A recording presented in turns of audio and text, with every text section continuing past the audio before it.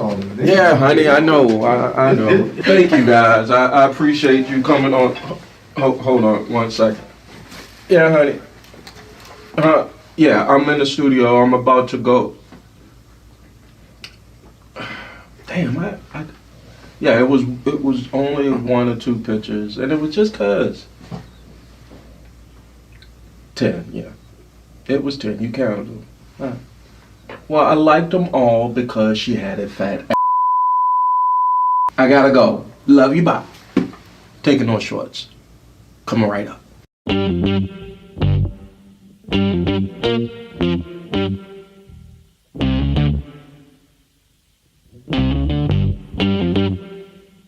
We talking about practice. Not a game. We talking about practice. Now I gotta talk, we all gotta be quiet. You're talking to the Rolex wearing, diamond ring wearing, kiss stealing, woo, wheeling dealing, limousine riding. I'm a man. I'm 40. And now your host, Taking No Shorts podcast, Jay Grizzy.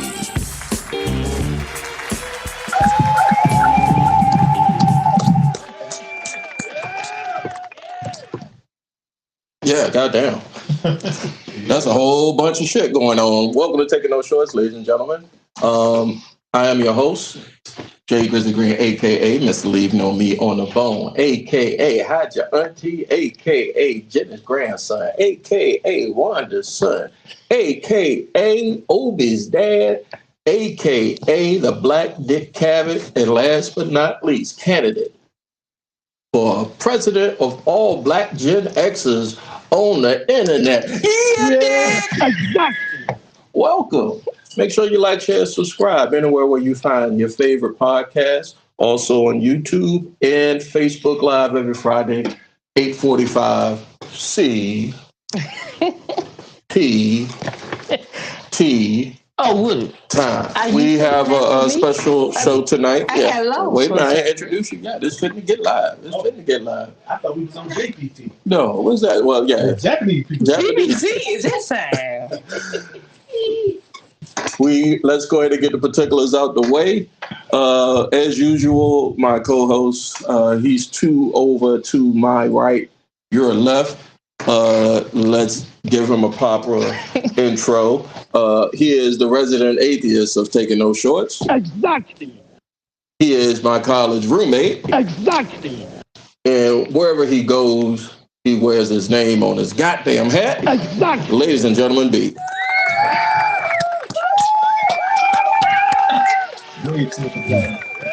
Way too much, right? Hello. How you doing, man? Like the shirt? Thank you. Yeah, I'm sure a lot of ladies like the shirt too. And for folks who are living up under a rock, Brent likes boobies. And it's breast awareness month. Breast cancer awareness. Breast cancer. I said breast awareness month. I like to be aware of breast too. Yes, that's a better way Yeah, of saying it. if you come from me in the comments because I'm fucking around with breast awareness, I like to be aware of breast. Is that? Okay, now you. But all year round, not just October. All year round. I appreciate breast. All year round. Welcome, Brett. I appreciate you being here. You came close to being on time. Yeah. That's the. I came from a long way, so. Pause. I think a pause. I don't need to know how long it took for you to come. Yeah, me neither. Yeah. I'm not. But is that your story? Yes. That's why you are late to get here. Yes. Yes. Welcome. I appreciate you, my brother. I stopped at South Park to get this shirt, too. So. I'm sorry? I stopped at South Park to get this shirt. Oh, you stopped at the mall to say that you like titties. Yes. Yeah. Hi, Dory. Oh, God. Oh, God. Oh, God.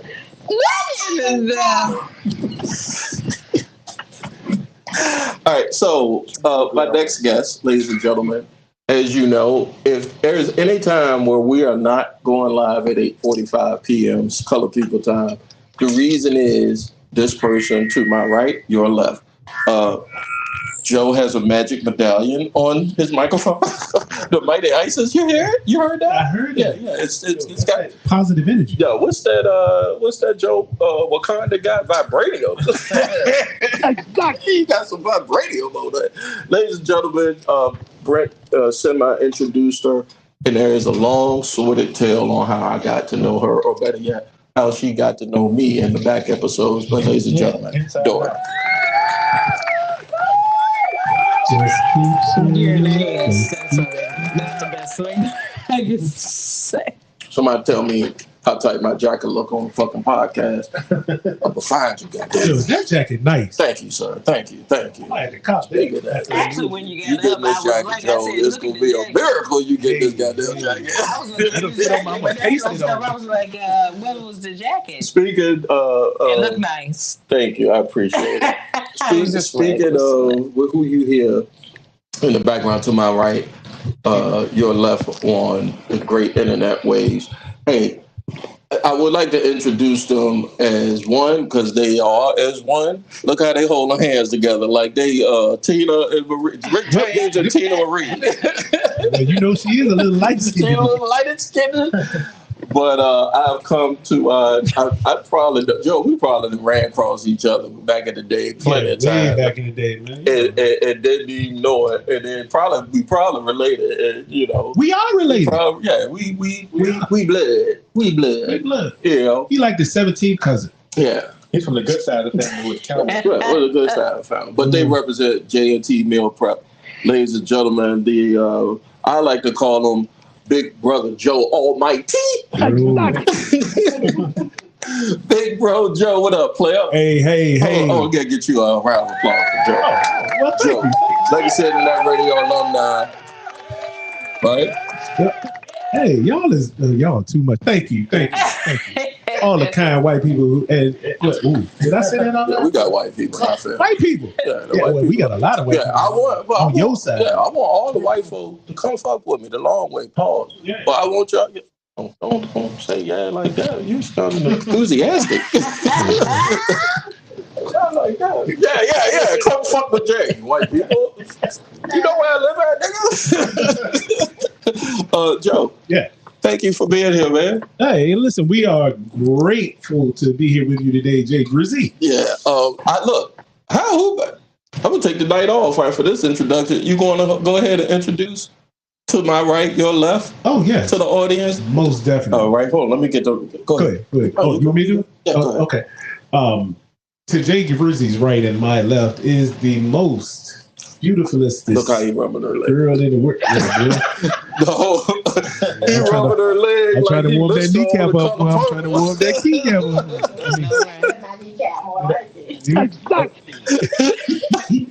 But no, ladies and gentlemen, this is my partner in crime, my lady for life, my wife. If y'all don't know, so I'm off the market. I'm sorry. You know, I know you hurting for it, but this is my baby right here. This is Miss Tamika Lewis. Woo-hoo. What's up, Tamika? Kudos to you for putting up with all of this. You were very patient. You were patient with my puppy. You was patient with Joe. You got to be patient with Joe. You're patient with me. Y'all done put me on to look. I's married now. I's married now, Joe. Y'all done put me on to a service for an alcoholic like me. I'll be back in rehab before you know it. Hey, listen. The service is, they ain't paying us, so we ain't calling their Right, name. they call no name, but they brought like the whole bar to the crib. I say that's what's up. Hey, listen, I'm telling you, that's for all them lazy people who don't want to go out the house, man. I'm gonna tell you, this is the best service in the world, man. Yeah, that's a great idea. Well, I need to put my mind together and come up with a great idea like that. But I don't want to work that hard. But the T of J&T, I appreciate you being here. Speaking of which, I'm going to go ahead and let everybody know. If you want to catch this podcast and know more information, I'm going to put it now before I start the interview. And then at the end, make sure you go to all streaming platforms where you find your favorite podcast. and Facebook Live and YouTube, and then my socials at Jay Grizzo and Taking No Shorts podcast with Jay Grizzy. J&T Meal Prep. So in the name itself, meal catering. prep and catering. Oh, y'all done put another joint like Sanford and Sons? Because it's LLC now, baby. Oh, for real? Y'all got the paperwork? Oh, we got the documents. Okay, let's give that round of applause for that. Yeah. So we trying to be like them good folk. So y'all not trying to be like the lady at church selling plates? No. No. Absolutely not. But I mean, hey, listen, I can't knock her hustle because them fish sandwiches used to be good to death. Boy, well, my dad didn't feel like cooking on Sunday. Yeah, she said they sell plates. They doing like health. No, I don't think that. I'm sure y'all got healthy. Of course. I've tried. I was thinking that was you saying what you were. Not the. I get it. Yeah, go. You might. Did you take a gummy for you? Yeah, she must have had one. No. I'm not saying that. If they're saying that they are not doing just a plate, I know a plate is unhealthy. Mm-hmm. Hold on. Why is a plate unhealthy to me? I see what you're saying. You know, like when people do the dinners and stuff, they either have fried fish or all kinds of stuff, mac and cheese, stuff that really ain't nothing but just this. Well, J&T Meal Prep, I've had their food. But I was saying, is it good but healthy? Wait a minute, hold on. No, I'm not saying that it's not good. I'm saying you say, do you have a healthy menu? For healthy instead, because some people will do a whole straight get what you want. Oh, feed, you want to address that? Fried chicken, this and that. There's a get what you want service. I don't think they're gonna deny the public good food. There, yeah. Go ahead, Tamika. So we have a little bit of everything. Mm-hmm. So we do meal preps every week, and we change our menu on a weekly basis. So weekly, we put our menu with 10 different menu items. So yes, we do have some healthy selections on there, and then we have some down home cooking selection. But we pride all our meals in being good. And we don't, and then another thing too, we don't cook, like I know most people are used to when your grain. Fried lard. Exactly, we don't use all that stuff. When your pork and stuff, your vegetables and all that stuff, that big old ham hock, we don't cook with that. Now, hold on. You're not going to diss the ham hock. What's wrong with ham hock? Now, so you telling me what they was, so when you cook for ourselves, we might add this pork in there, but that's when it's just for us. When we look for other people, we don't do that. They don't, because you don't know that they. It's not something we have all the time either, but I'm saying we know we're going to eat it. If it's just so what the government was telling me, the 4 basic food groups, on my plate, that's bullshit. No, it's true. Salt, sugar, fat. He said salt, sugar. You said pizza. 4 basic food groups. You giving me some deadly shit. Salt. All of that is in there. Fat. Right. Necessary. Grease. Yeah. And color number 5. What's that?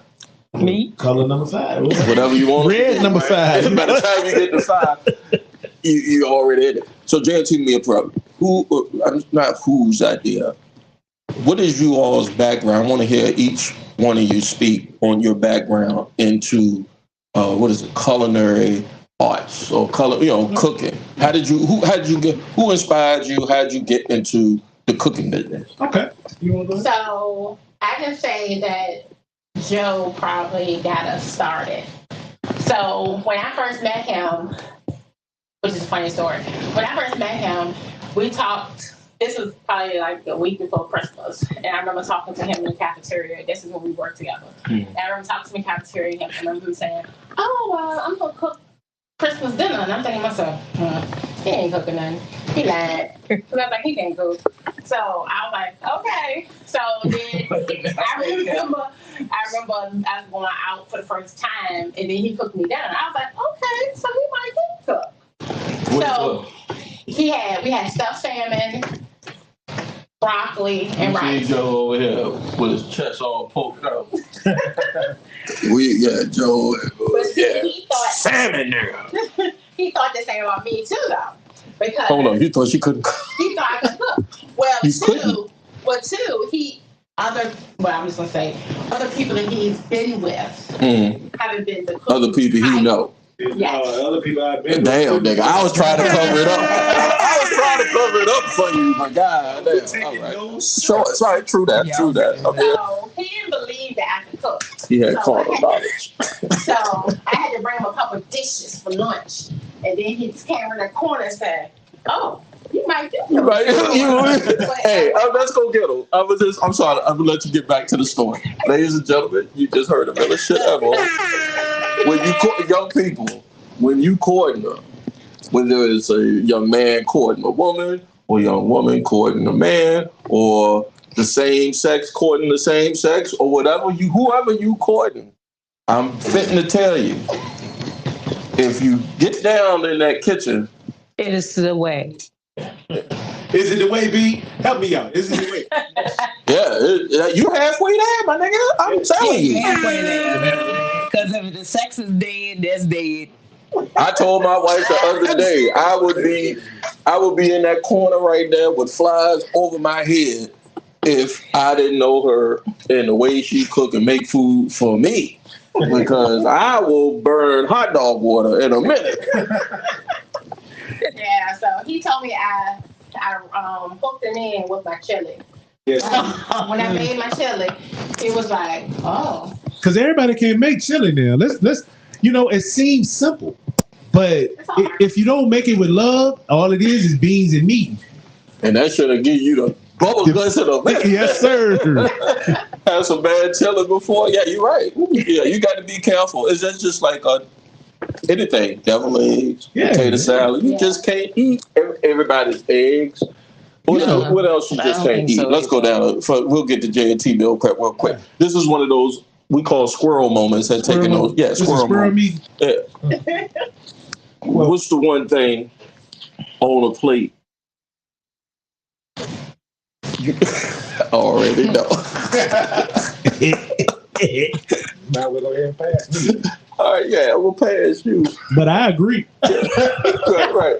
What's one thing on the plate, Dorian, that if it ain't cooked right, you can't mess with it? So I thought this was great to come with y'all because I cook. Yeah, Dorian got banana pudding is your thing. Well, I cook everything. Yeah. But I don't eat a lot of stuff that I actually cook. That's not the question. I actually got that. Well, the thing is, I can't say something that I might cook that I wouldn't eat because I cook a lot of things. Well, not that you cook per se. Let's say somebody else cooked something. Would it name me a dish somebody else cooked, but seafood salad? That's if it ain't cooked right, you ain't messing with it, right? I'm not tasting it. I don't know what to tell you. I can cook anything, but I'm not tasting it. I can't say that. You don't trust other people. I think I'm posing the question wrong. What food do you not trust at a white folk potluck? Oh shit! How could he say that? I was gonna say the green beans. That's the easiest one. That's all you're saying. Shout out to stroganoff. What is not the stroganoff? They were immigrants too. String bean the casserole. Yeah. Look, they were immigrants. I can make but I won't eat certain things. But I can make everything. When I was living in New York, I was living in this brownstone we rented from a couple of immigrants who had money, I took it, to be able to rent. And they invited us to dinner. They saw two Southern black college kids fell in love, and it's their first apartment together. Oh, let's do something nice for the nigga. Let's invite them, let them know we not the regular white folk. They're the good white folk. We the good white folk. And they were trying to swim. They were too old. They were too wrinkled, B. They were too wrinkled, brother. What? Yeah, they were too wrinkled. They were older people? They were older people. I would say at the time we were in our early 20s, and they were probably in their 60s or 70s. Hey, B, that was you, B? Oh, yeah. They invited us to dinner, and they made, I think they were Hungarian or Eastern European. Okay. So they made dishes from their homeland. Yeah, a lot of potatoes and a lot of goulash. Yeah, goulash. Yeah. There's some goulash. But then we got to the green beans, and I looked at them and I said, "These ain't my mama green." I said, "Oh no!" But at the same time, we got a good deal on the rent. So at the same time, I'm like, I'm not eating this this shit look like it's gonna kill me because it just look like it's gonna kill me if I eat it. It just looked like it didn't have no soul in it. Right? But see, that's the wrong attitude though. You have to try things twice. That is my motto. This is the first time. Once. Yeah, this is the first time. I agree. People don't even want to try shit once. I agree. I should have tried it. And after I contemplated my circumstances, I said, you know what? I'm going to go ahead and try it, right? I'm going to give these good old white folk the benefit of the doubt. But I know it's not going to taste like my mama green. And I've been to them shits. And I said, these white folk finna kill me. What the fuck? Oh, and I just looked at everybody, 4 of us at a table, and I'm just looking at my girl, the girl I'm dating at the time, and she looking at me, and she was just like, I know, nigga. Don't say nothing, just eat the green. Eat the green. If you subject yourself to go to someone's house and sit at their table, then you should have actually been comfortable enough with them to actually have a meal. Did you not hear what he said about the rent? Yeah, the rent. They gave us a deal. Eat the food, They don't go in their damn house. Then probably the same brownstone now, probably like $6,000, $4,000 a month. Back in the 90s, we called it J&T milk, bro. But you still can't go at somebody's table and think you ain't gonna sit and eat that food. I sat there and I looked at them like, Yeah, I didn't do a lot of talking. There'd have been some. Yeah, we didn't talk. What's the food, Tamika? Did you give me yours? What's the food you know? The dish you know when you see it? You know because you cook, but you know if it ain't landing, if it ain't hitting. Who food you don't play with? What dish you don't play with? It's a couple things I don't eat in the street. Mm-hmm. That's what it's called. There you go. Street food. I don't eat in the street. So that's my I'm not eating nobody's tuna salad. I ain't eating nobody's chicken salad. You don't eat that potato salad. I'll eat some potato salad. It just depends on where it better be in a box on the damn. Can you tell me why? Because you probably don't. Because the ingredients they probably use in the salad. Raisins. Tuna salad. I don't like fruit. And the salad. I be getting that at work all the time. Chicken salad. I be taking penitentiary chances. Now, hold on. Chicken salad with fruit in it got me the other day. Oh, it was good. They had grapes in it. And stuff no. I know they do the raisins, grapes. But not in potato salad. I need my Caucasian friends to explain to me why y'all put fruit in chicken salad. I seen it. It's good though. I'm sure Joe seconded it. We tried it for the first time on our honeymoon. We went. Do you like nuts in it? Pause. No. I'm just saying it for real. I'm just saying nuts. And y'all is ratchet. I'm being for real. I'm talking about raisins and nuts. What is that? And What the fuck is that? And the craisins in it. And it is delicious. Wait a minute. Did you say raisins? No, crazy. She said crazy. But the thing what is that? I don't even know some what people do water. It's like it's cranberries and I've seen that. I've seen that. I've had that. Yeah. It's really good. I didn't do cranberries. Food sometimes. It's not necessarily. I wanted to try them because they know. But then you have the ones that got nuts in it. Raisins, like you saying. Yes. How many nuts you like? Well, the point is that's true. If we're gonna talk about food, if we're gonna talk about food, nuts is gonna come out. So, ladies and gentlemen, nuts ain't gonna come out. Yes, it will. Ain't got none. God, it's a total of 6 in the house. If I see more than 6, it's a problem. And I didn't check mine. All right, so you always got to be 6. You passed the test. You passed the test. You brought a dish, and because in essence, you was in a challenge type situation. You was like, "Oh, he don't think I know how to burn. Let me show you." All right, how did you show her? What did you make? Well, first of all, I mean, you got to look at it this way. When I got up and I looked in the mirror, I brought her meat. There you go. I'm laughing at you because I know from a perspective, you know what I'm saying, the way the guys turn. No. And what I mean by that is, we're going to be real. Okay, we listening. We're gonna be real. I'm listening because I'm about to hit the AI on me talking about practice. Not a game. Not a game. Not a game. We're talking about practice. Yo, like not a game. Okay, let's do this. So for me, it was. I walked in. I was like, "Oh, okay." With a 3-piece suit on, so wait a minute, hold up. We not hold up, and the bow tie and the socks. Yeah, Quit Joe. I'm with tell you, Joe. When I ran up on Joe, every time I saw Joe, he was. I said, "Oh, I gotta get my shoe game up for real talk." Well, y'all gotta realize, I'm a little bit older than probably. I know I'm older than you. Oh, we ain't get you with the AKA Uncle Phil, right? AKA Uncle Phil. Older.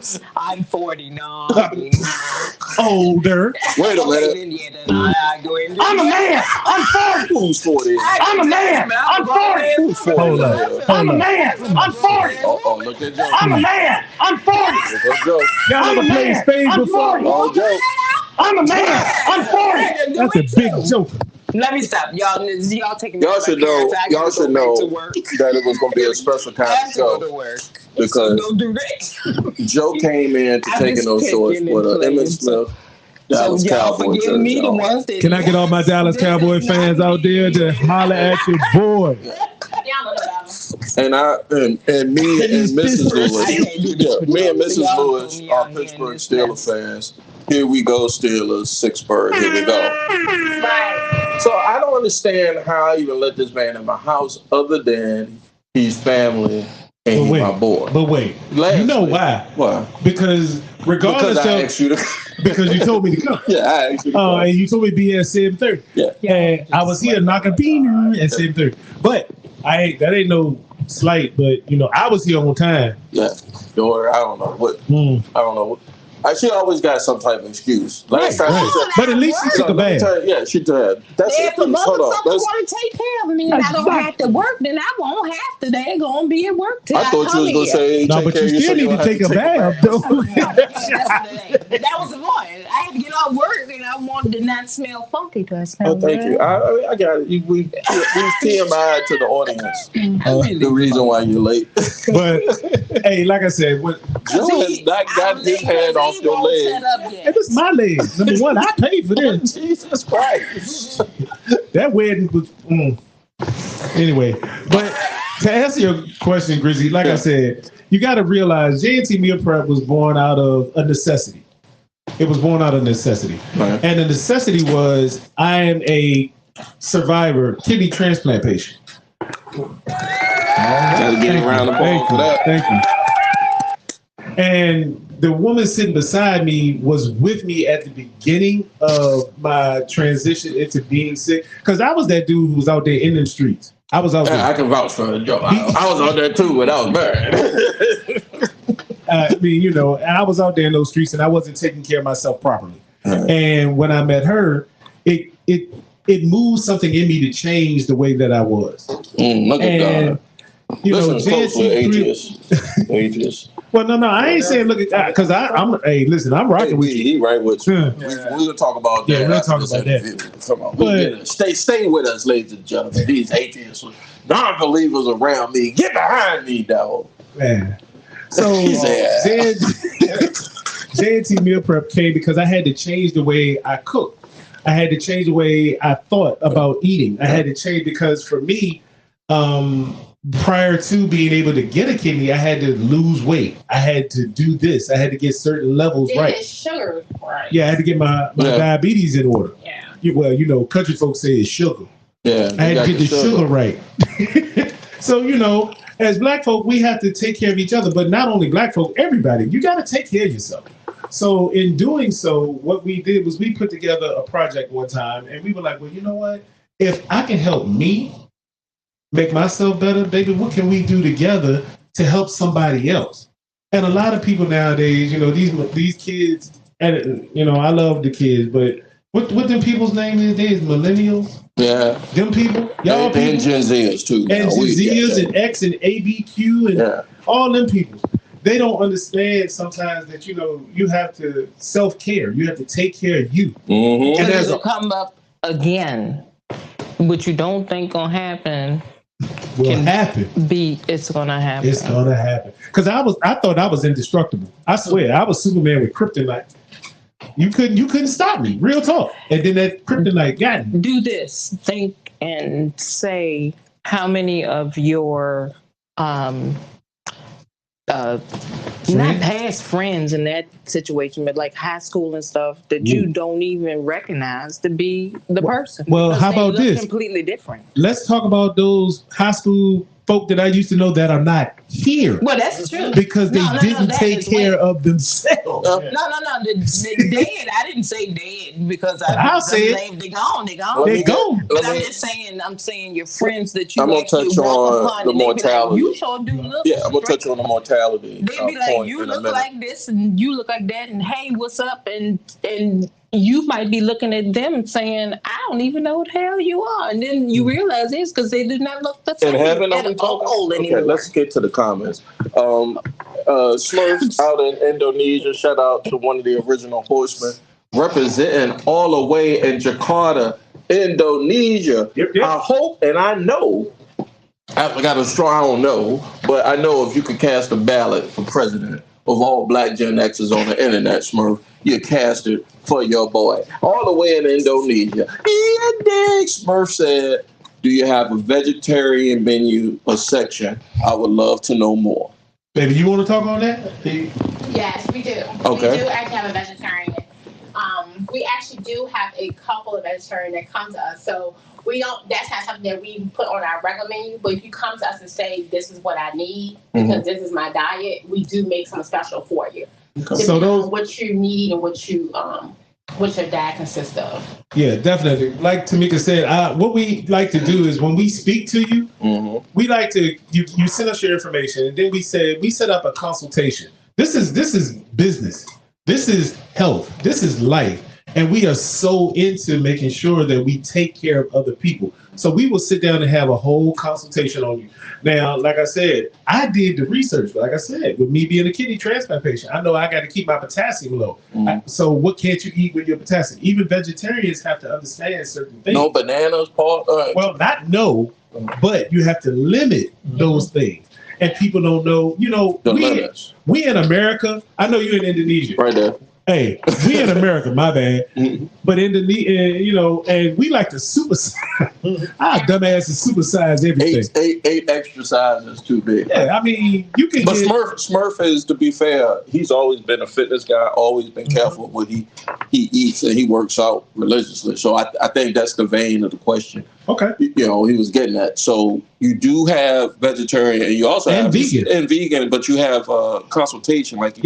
We have those consultations so we can sit down and look at your macros and your micros and try to make sure that we adjust to make sure that your intake, your caloric. Thank you. Sometimes I stutter. That will happen when I drink rum. But the caloric intake. We look at all those things, to make sure that you're getting enough energy to be able to sustain yourself, but also get to the peak levels of what you want to get to. So, yes. Smurf said, yeah, he can attest to my culinary skills. Bro messed up instant noodles when we was in university. Wow. I'm just not that guy. All the women in my family. Time out. Throw the flag. What? How in the hell did you mess up instant? I got ADD, bro. I couldn't pay attention to nothing. It's water. I forgot the shit was in there. The noodles fluff all the way up to this. Just swirl up like the Hulk over there. Oh my God. I know. God bless me. Somebody be blessed. SY. Shout out to SY Butler. That's my girl. Yeah, SY is legacy to that radio. I love that as well. She's one of the foods dishes you don't play with, because it's got to be cooked right. She said chicken or collard greens. I'm assuming fried chicken. Not necessarily. Because baked chicken, I can tell. I can tell by just looking at the baked chicken. No, you can't. For real? No, you can't. Because people make stuff look good. And then when look at the commercials. You look at commercials. Yeah, that bad big chicken. And it's raw inside. Yeah. And then I don't like, so I know you probably from your grandparents and stuff. My grandma, when she would make baked chicken, she always used have the skin kind of soggy. Oh yeah. I don't like my skin. I like my And skin. you just like it hard, like you like. It's got to be crisp. I like my to start it. Then you put the. Yeah, You I like put it under the boiler and you just blister it a little. Yes. Then you do the. Yeah, That's I like my skin to have some substance. I don't want to be all flat, and that's a Some people can make that big chicken like that. You know, the thing that y'all chicken? laughing about, one of my brothers is vegetarian chicken? and one is a vegan. Who baked chicken in your family was soggy? No, I'm just saying back in the day when you make chicken, they Did she say Big Mama? No. I know your grandparents stuff. Oh, I thought you said Big Mama messed up the chicken. I was like, Back in the day, they never cooked chicken like that, where they used to actually turn the broiler up and make it a little crisp with a Bake the chicken in there, put cover it over, get out the chicken ready, but the skin was never You fry it and let it do a hard, and then you put. Damn, that was the right kind of season. I'm just saying. Dora know what she's talking about. Conversation with them. I'm just saying. Yeah. You do like you let it hard, and then you put something in there wet. I don't like soggy meat. But you let it do. Yeah, you don't do soggy meat. But watch this. Like for me, I told you. Tamika and I have two different consistencies when it comes to chicken. Yeah, how different? First of all, go ahead. And I mean, our styles are met. That we meshed our styles together in order to make sure that we can make everybody happy. But for me, I know that the chicken need to be at 165 degrees. Number one, let's be clear. Serve safe.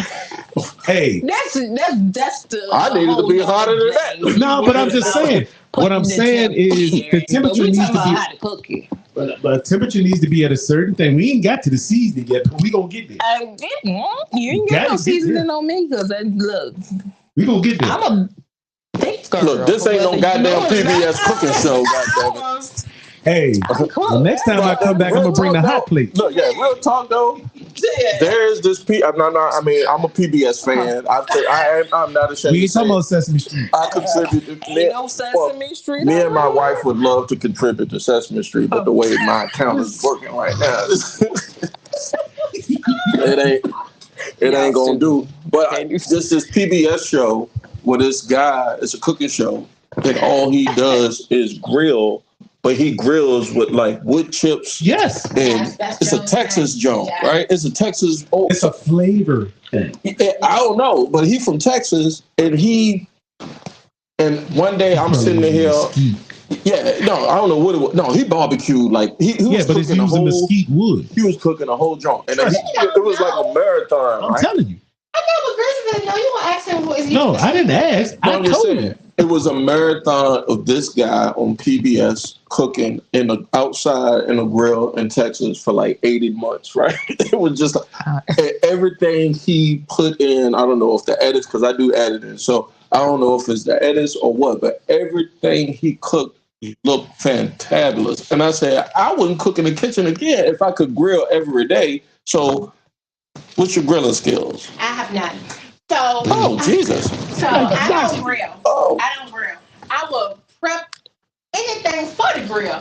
This one right here, he got the grill. I know he wearing a grill. Yeah. Yes. What's your First of all, have you had you've been in the grilling competition yet?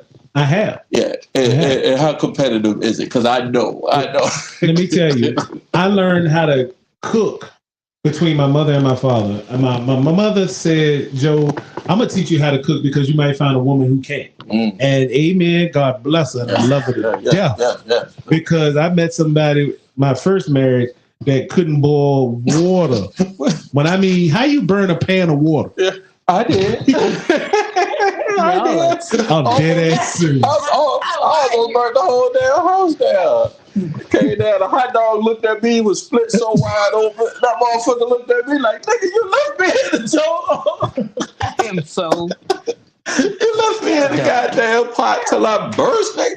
You ain't come get me. I'm a hot dog. Nah, bro. But real talk, she taught me how to cook. Air fryer. Oh, okay. Well, but see, that's what's wrong with a lot of folk today. But going back to that, like you said, my father taught me how to get on the grill, and my grandfather. And it was one of those things where it can snow outside, and I will go out. Yo, real talk. It'll be snowing outside, and I'll go outside on that grill. I got about 4 grills. That's cool. 30 degrees last Christmas, and he was out there. I be seeing you, and I see you and Mark out there chilling. Cigar. I was out there in a t-shirt. Yeah. It's 30 degrees outside. I'm outside in a t-shirt because. Yo, shout out to LB because it was 550 degrees by that grill. Hey, you need to warm that off. And I was using hickory wood, mesquite wood, apple wood, and pecan. Get to the rest of some of these comments here on social media. We appreciate everybody rocking with us, Taking No Shorts podcast. I just asked you to share this podcast. I appreciate you under the comments, liking, and I'm gonna give you a shout out and I'll recognize you. Just share one, each one, teach one. That's why I say. Let me get back. Mac and cheese is another one. You just don't eat it. You can't eat everybody mac and cheese. Yeah. If they use that bag cheese, we can't eat that. See, let me tell you, I done busted several knuckles grating cheese. I don't bag grate cheese. No. It ain't cheese. You look at it. It's Kraft singles. They don't even say cheese. No, I'm talking about the straight cheese. Yeah. That's in the bag? No. I don't know what they making that thing out of now. Yeah. Let's get some more comments. Smurf, I know Smurf got some people from Louisiana. I met some of them. They got that funny twang, that Cajun. That from Louisiana. I said, boom. Yeah, I said, boom. I'm telling you, ain't nothing funnier than talking to a Cajun. I don't know. You talk to a Jamaican. Why I said put twice? Yeah, I smoke with a Jamaican anytime. Smurf say gumbo. I got Louisiana blood, fam. He said if it don't look right, I ain't messing with it. Facts. Because that gumbo can send you to the ER quickly. You know, you don't be careful with that gumbo though. You know that red sauce. Yeah, that's what's the lady name Richard Pryor talking about with the monkey in the foot? This one of the funniest bits I've ever. Kids, if you never know about Richard Pryor, I encourage you. Bicentennial Nigga is one, and that nigga's crazy. Those two albums, which are spoken word, which is present day podcast, right? Yeah. Honestly, except for it's in a stand up form. You know, I encourage you to go listen to that. But it was a Cajun lady that had the monkey foot, and the lady was named Miss Boudreaux. Miss Boudreaux, I think it was her name. If I'm lying, I don't know. I ain't gonna say I'm dying. Let's see. That's why I say boo, go Steelers. And I'll get to the rest. What's up, Wood? I'm going to holler at you this week, Wood. We're having a show next week. It's the 13th, man. Friday the 13th. In October. It's Friday the 13th. And it's Halloween. Yeah, it's in October. It's like, I don't know. My God is telling me don't do one, but... Don't nobody give a shit about Jason. Everything in my spirit is saying make it a debauchery of a fucking podcast. Next week, we'll get into our first break and then we'll come back and talk to J&T, Bill Prep, my homeboy, Big Brother Joe Almighty. Exactly. And his wonderful wife, Mrs. Tamika Lewis. Yeah, he live on that diet. Hell no, boy, where you been? I saw the pictures of y'all wedding. I said, man, that boy smiling like he won the lottery. I did. You know what I'm saying? Like the lottery, like that. I'm not talking about like hitting the joke. Not the 150 million. Not even the pick three, nigga. Oh, that's $150. Yeah. This nigga smiling like he hit the jackpot. Like I did though. I said, man, look at my. I said, goddamn Joe. I said that made it happen, and you can't. He said nothing 200. I know that's right. Yeah, we can take a quick break. We can do this for them because they don't do nothing but they gonna. Ball party. I know I might lose some of y'all because I'm pausing just for a moment so I can re-up and pay some of the sponsors of the podcast. Yeah, but I encourage you actually to share it on your social media. Just one time. You got to keep coming back and doing it. Just asking you to do it one time. I promise you, you will not be disappointed. You will get rewarded by the universe tenfold by fucking with your boy, Jay Grizzly Green. All right? We'll be right back here taking no shorts.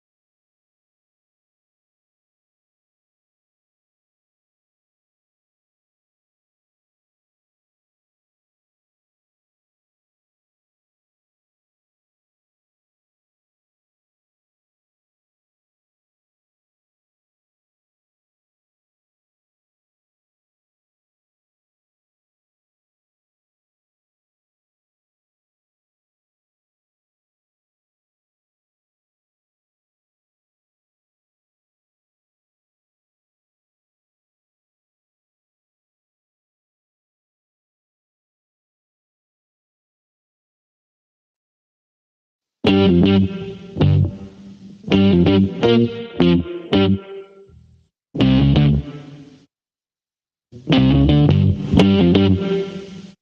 talking about practice. Not a game.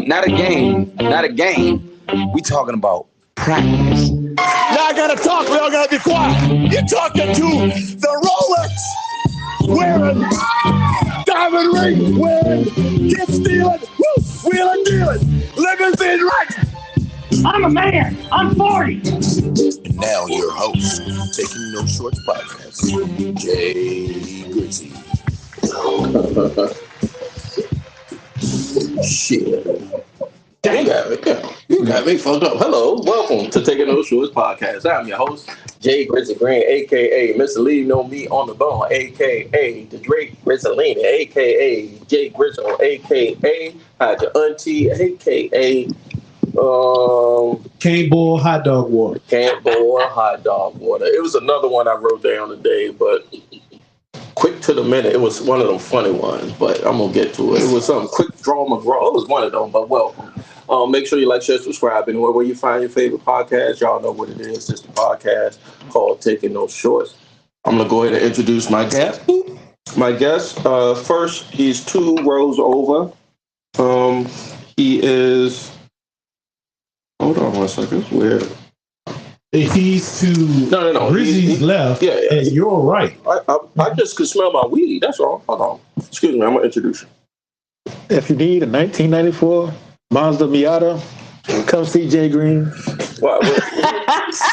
Am I selling Mazda Miatas? Is that what You got the code on board. You look like a white car salesman from the South in Alabama. Y'all are terrible. Yo, B, that was a good one. No credit, bad credit. We'll have you riding. Y'all are so wrong.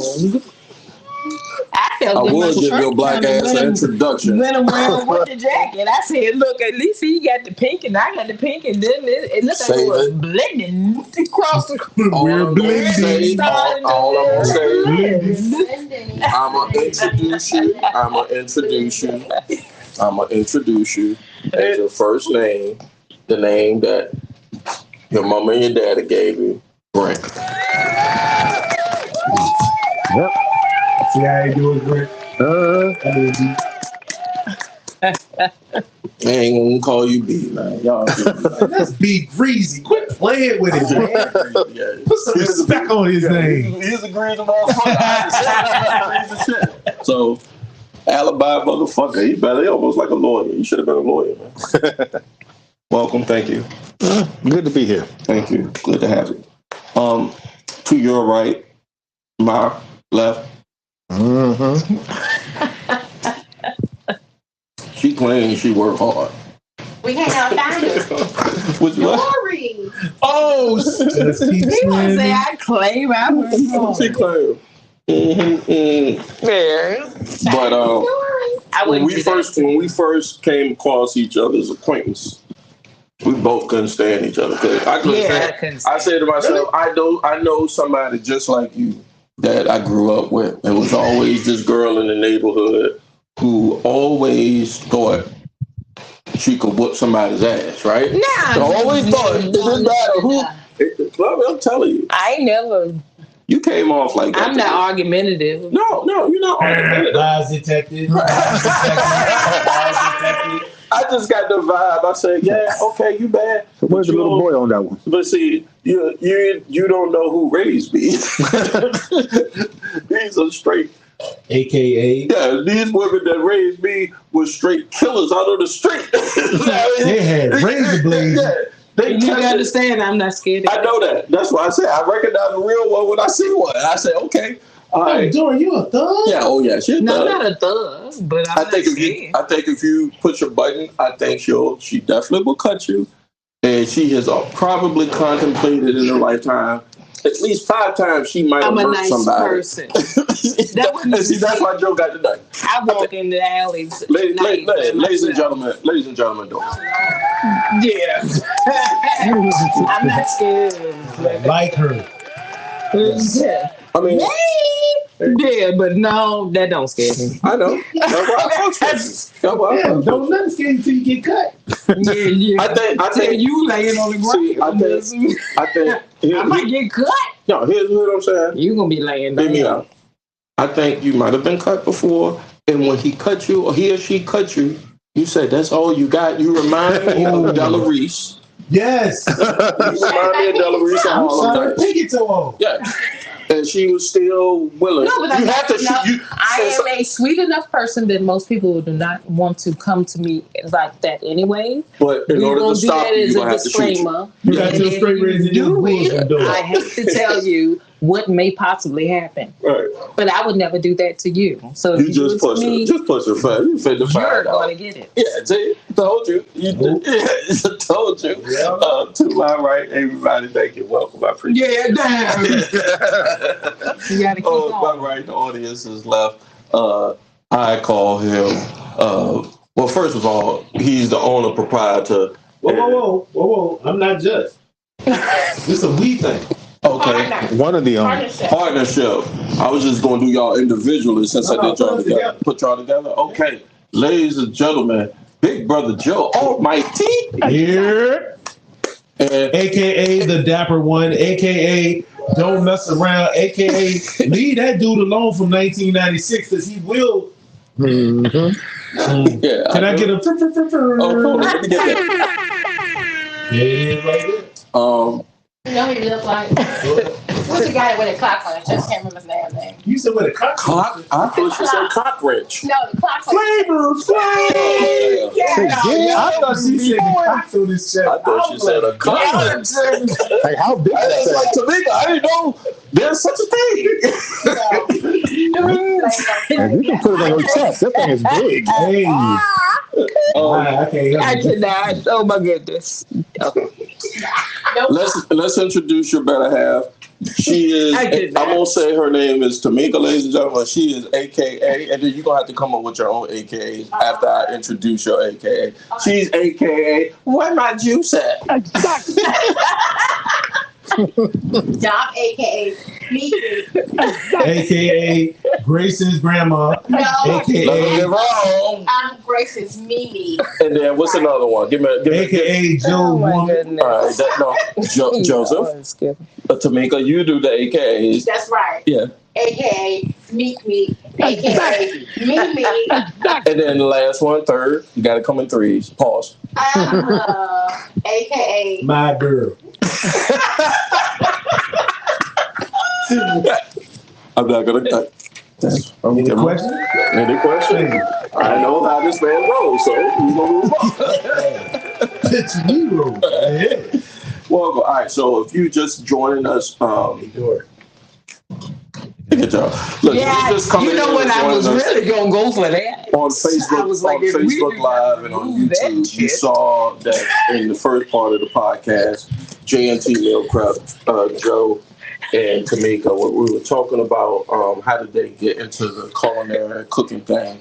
How did they get to meet each other? There was a story, Joe, you said during the break you wanted to talk about, you told me, you said you want to talk about the when now? So when me and Joe official first date, we went to Funny Bone to see Country Wayne. I'm a big Country Wayne fan, really great Country Wayne. So after the show, they gave a little, you do the pictures for Country Wayne. So I said, oh, come on. Oh, I already know how this goes. So we go do the picture with Country Wayne. Go tell what happened, Joe. Yeah, his chain, Jesus is popping. You should have had Joe was popping him in his goddamn eye. Yeah. I already knew where I was going. As soon as she said he was smiling. Yeah. All right. I ain't played them games. Yeah, I don't play. Hey, Country Wayne. I don't play. Yeah. And I already know how it was because when I was doing stand-up, I damn near almost got to a fight in this house. The lady girl wanted to take a picture with me. She looked like she was with either her husband or a boyfriend, and he was like, "Oh yeah, you did your thing. Yeah, go take a picture." She was like, "Oh, you're so funny." And And I'm sitting there, I'm like, God damn, And yo, check this out. She had, can I just tell you? She had on a maroon sweater dress that had the little flip collar. It had some black. Yeah, I remember everything. Damn right. I'm gonna give you an example for that. I know. Hey, yo, B, you know how it is when you looking at your girl, right? You know that she look good and she with you. But I'm gonna tell you, Country Ray, niggas will test you though. Nah, he ain't gonna tell you. I'm gonna tell you. Hey, just for y'all folks who don't understand, he ain't through with me yet. Right. So I was one of them niggas that would test you. Until we got to the parking lot, they didn't right go. They had to come through. So, oh my God. He was so smiling a lot at you. I was like, nothing like that. Country Wayne ain't think about me. Hey, Country Wayne got 17 kids. With about 8 different women. Right. Quit playing with me. Country Wayne saying, I know what I hear. Yeah. Let's see what's good. I swear for Griffin Gravy. Yeah, they call you know I'm part of the idiot, right? I know. They call me. Yeah, he who runs through the woods with a knife. Yeah. I'm a man. I'm 40. So, with my story, I take a picture, right? And I'm a couple of drinks in, having a good time. The guy, her boyfriend or husband, who is a cuck, let's be honest. No, he took the picture. She came in. And again, I was just being who Jay Grizzly was in 2006 or 5. I said, good God Almighty, I got to grab that as I take the picture. I mean, I was just like, please. I got a good defense lawyer. It was not an assault. But he won't dare. No, it was. Yeah, I'm just saying. I just saved you because it's not like you need it. What's that dude? Big Al? Right. 1-800-123. I'm about to fuck myself and put a crown on it. No, seriously. Anyway, I had my arm around her waist. Right. Took the picture.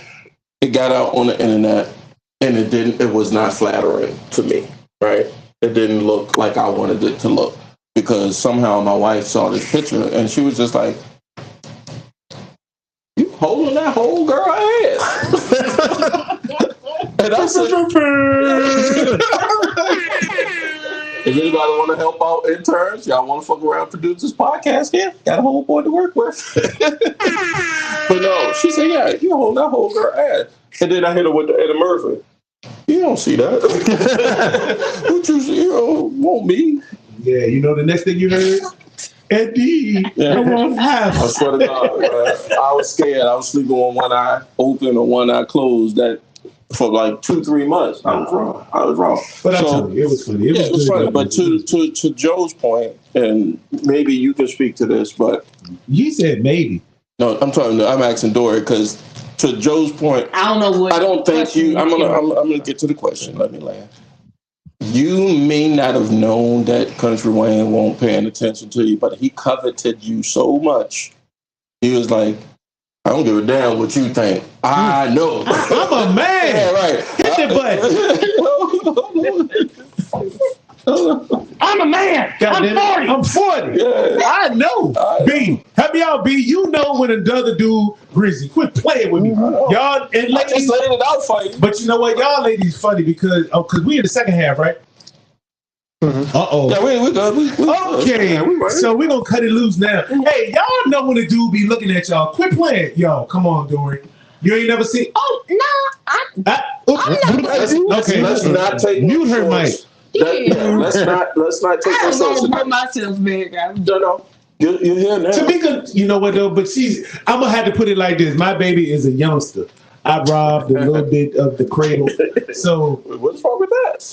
You know, my baby is a little younger, and she might not understand that the felt. Oh, so you knew? Let's finish this. If we might move. Hey, can we get the red, white, and blue joke? When I edit it, it'll go out like do that. Yeah. We need. But no, seriously. JMT Meal Prep. Yes.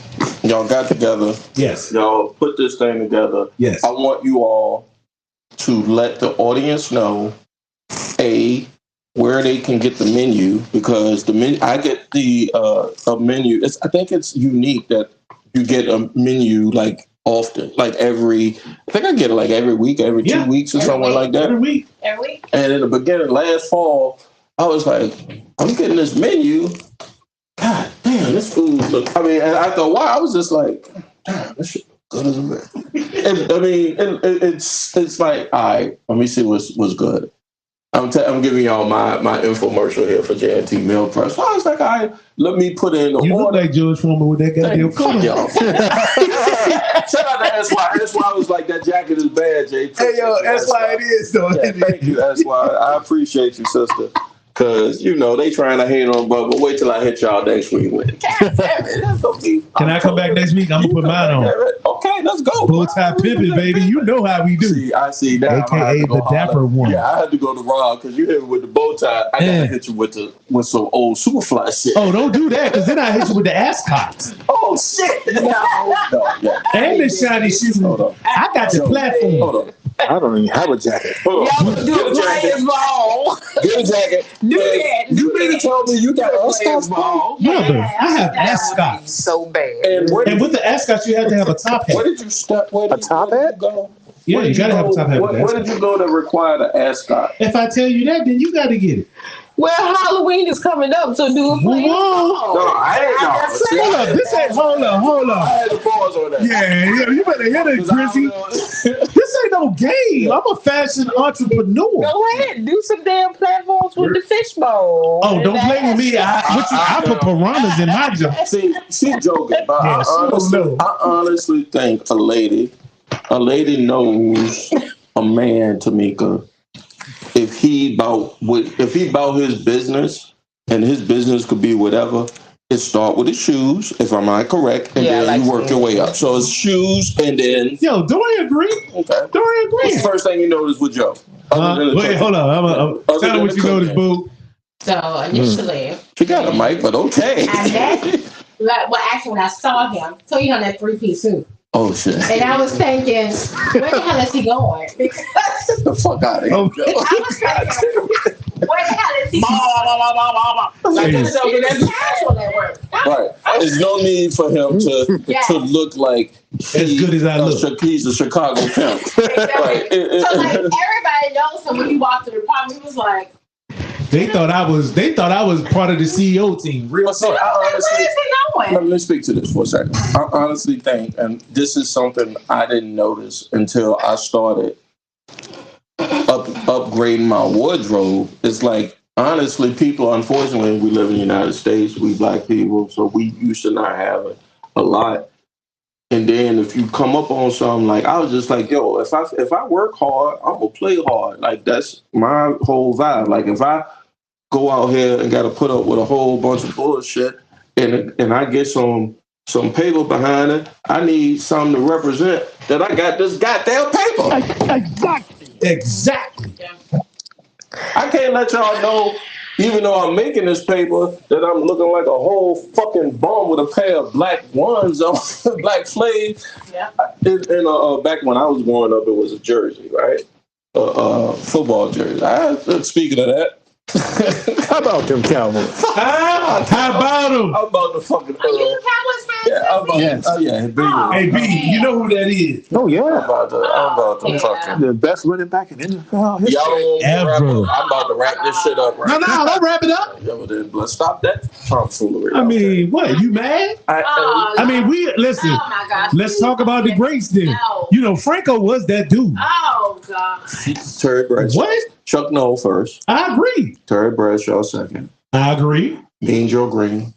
I agree. I had his number. I wore his number playing ball. So how did you get to Dallas? Because my daddy said, when you live in my dad's house, you listen to what my daddy said. That's the only excuse I can take. Yeah. Because if daddy said that's what it's going to be. That's what it's going to be. And then I just went on with him. All right, fair enough. Let's get it. Mr. Lewis, one of these. No, rest it easy, my guy. Yeah. Hey, but just to wrap it up, like Grizzy was saying, Tamika, I'm gonna let you do that because my memory's short. I smoked way too much weed back when I was younger, and I can't remember when shit happened. Yeah, let everybody know where they can order. How can they holler at us? These dishes. You can follow us on Instagram, on Facebook at J2 Meal Prep. On both of them, both Instagram and both platforms. Yeah, Instagram and Facebook. You can reach out to us via email at JAND, that's ANDT, mealprep@gmail.com. That's if you need to reach out to us. But we post new menus every Tuesday for the upcoming weekend. And then those will be your meals for the following week. I'm going. Go ahead. Not to mention, let me go ahead. We have, it's that time of the year. You don't want to cook? Guess what? We got you covered on far as that's concerned. Thanksgiving, Christmas coming up. We do grilled turkeys. We do fried turkeys in peanut oil, Cornish hens, and we do air fried turkeys for those people who are peanut oil sensitive. See, you know why? Because everybody can't eat certain stuff. So we try to make sure here at J&T Meal Prep that we take care of all of your needs. Not to mention, if you need to call us, my number is 980-298-5420. I'm not scared to give it away. Okay. Or you can call us at 804-928. No, 804-928-5531. That's the business line. It's probably easier for you to hit us on my number, 980-298-5420. I should have got it to put it on the Chiron at the bottom of the show. I wish I could have got that information. You can edit. You can edit it in. All right, thank you. I can attest, this is my personal attestation to J&T Meal Prep. It was a Friday, I think, last year. I don't know. Yep. When the emails go out. Tuesdays. He's talking about on Tuesday. He's going to remind us. So, Grizzly was late. He was on CPT time. CPT time. Not so I got the first one on Tuesday, right? The menu came out on Tuesday. I was just like, man, I don't know how I will feel, but I think Mrs. Grizzly got it on lock. And then Mrs. Grizzly went away for she went to go visit the in-laws or some shit, right? And I'm like, God damn, I ain't cooking shit. I don't want to burn my house down. But if I got time, well, goddamn. If I got time, well. You won't cook nothing. No, I said I won't go cook nothing, and I won't finna go out here and trust somebody in somebody else's kitchen to put something together. So I was like, oh shit, Joe hit me out with the menu. Yep. And I looked at the menu and I was like, it was a Sunday. I ordered it and then I picked it up for a Sunday because I know I have a routine when NFL fall Sundays come, I was like, yeah, I love it. Like Pizza Hut, Little Caesar, it was hot and ready. It was hot and ready. I said, man, this joint gonna be bum as a bitch. But I sit down and watch this Steelers game today, baby. And I hit that chicken Alfredo. Who? What that Steelers game? Who? Steelers. All day. Every day, 6 bird, all day. And I hit that chicken Alfredo. I said, God. Because it ain't no jaw stuff in there, bro. That's homemade. Yo, let me tell you, when I tell everything tastes of homemade, I said, this is like Mama done made it. If you want something, I'm going to tell you, that Alfredo sauce, real talk. My wife, I'm not a big sauce person. I'm not that dude. I'm not a sauce dude, and I'm not a baker. You're not a gravy dude? Oh, I'm a gravy dude. It's a whole difference in gravy and sauce is different. Yes. But I told him. Yo, B, tell him, B. Stay out of the kitchen, man. Stay out of the kitchen. Yo, Dory. Tell him, Dory. Come on, Dory. You know what? I know because he said that y'all was doing this. This what I was. Go ahead. No, I'm just saying gravy and sauce sound like the same. No. It's a difference in gravy and sauce, my guy. Yo, listen, everybody who watching us now, hit the comments right now. If you know the difference between gravy and sauce, yo, SY, I know you know, man. My baby girl was checking in, and she was checking us in too. Yo, Shauna, tell the difference between gravy. Yo, you got somebody that holler about that gravy and sauce? Look, you can tell me all day verbally what's the difference. When I taste it, pause. It don't taste the same. No, that's what I said. I had put the gravy on it. That's what I was doing when I got over. Exactly. And I took it first, then I dropped the gravy on it. I dropped the gravy on it, and then when I'm put the foil back over when I get home and let it go ahead. Oh, we lost. Y'all not gonna. This is what cookers do. Yeah, this was cooks. Yeah, this was cooks do. Because I got a cook, and I got what I do. AKA burn the hot dog water. But I watch the fuck out of cooking shows and I watch my wife do it, and I'm like, I'm envious, I'm jealous because I have none of those skills. Can I ask y'all a question? Hey, listen, I'm taking over. This big bro Joe taking over, talking no shorts podcast. I'm a man. I'm 40. There it is. Yo, I need everybody. Yo, B, holler at me for a minute. Hey, Dora, you over there? And that man, Jay Drizzy, this is what I need to know. Okay. Tamika, you know the answer already. Don't say that. Don't say that.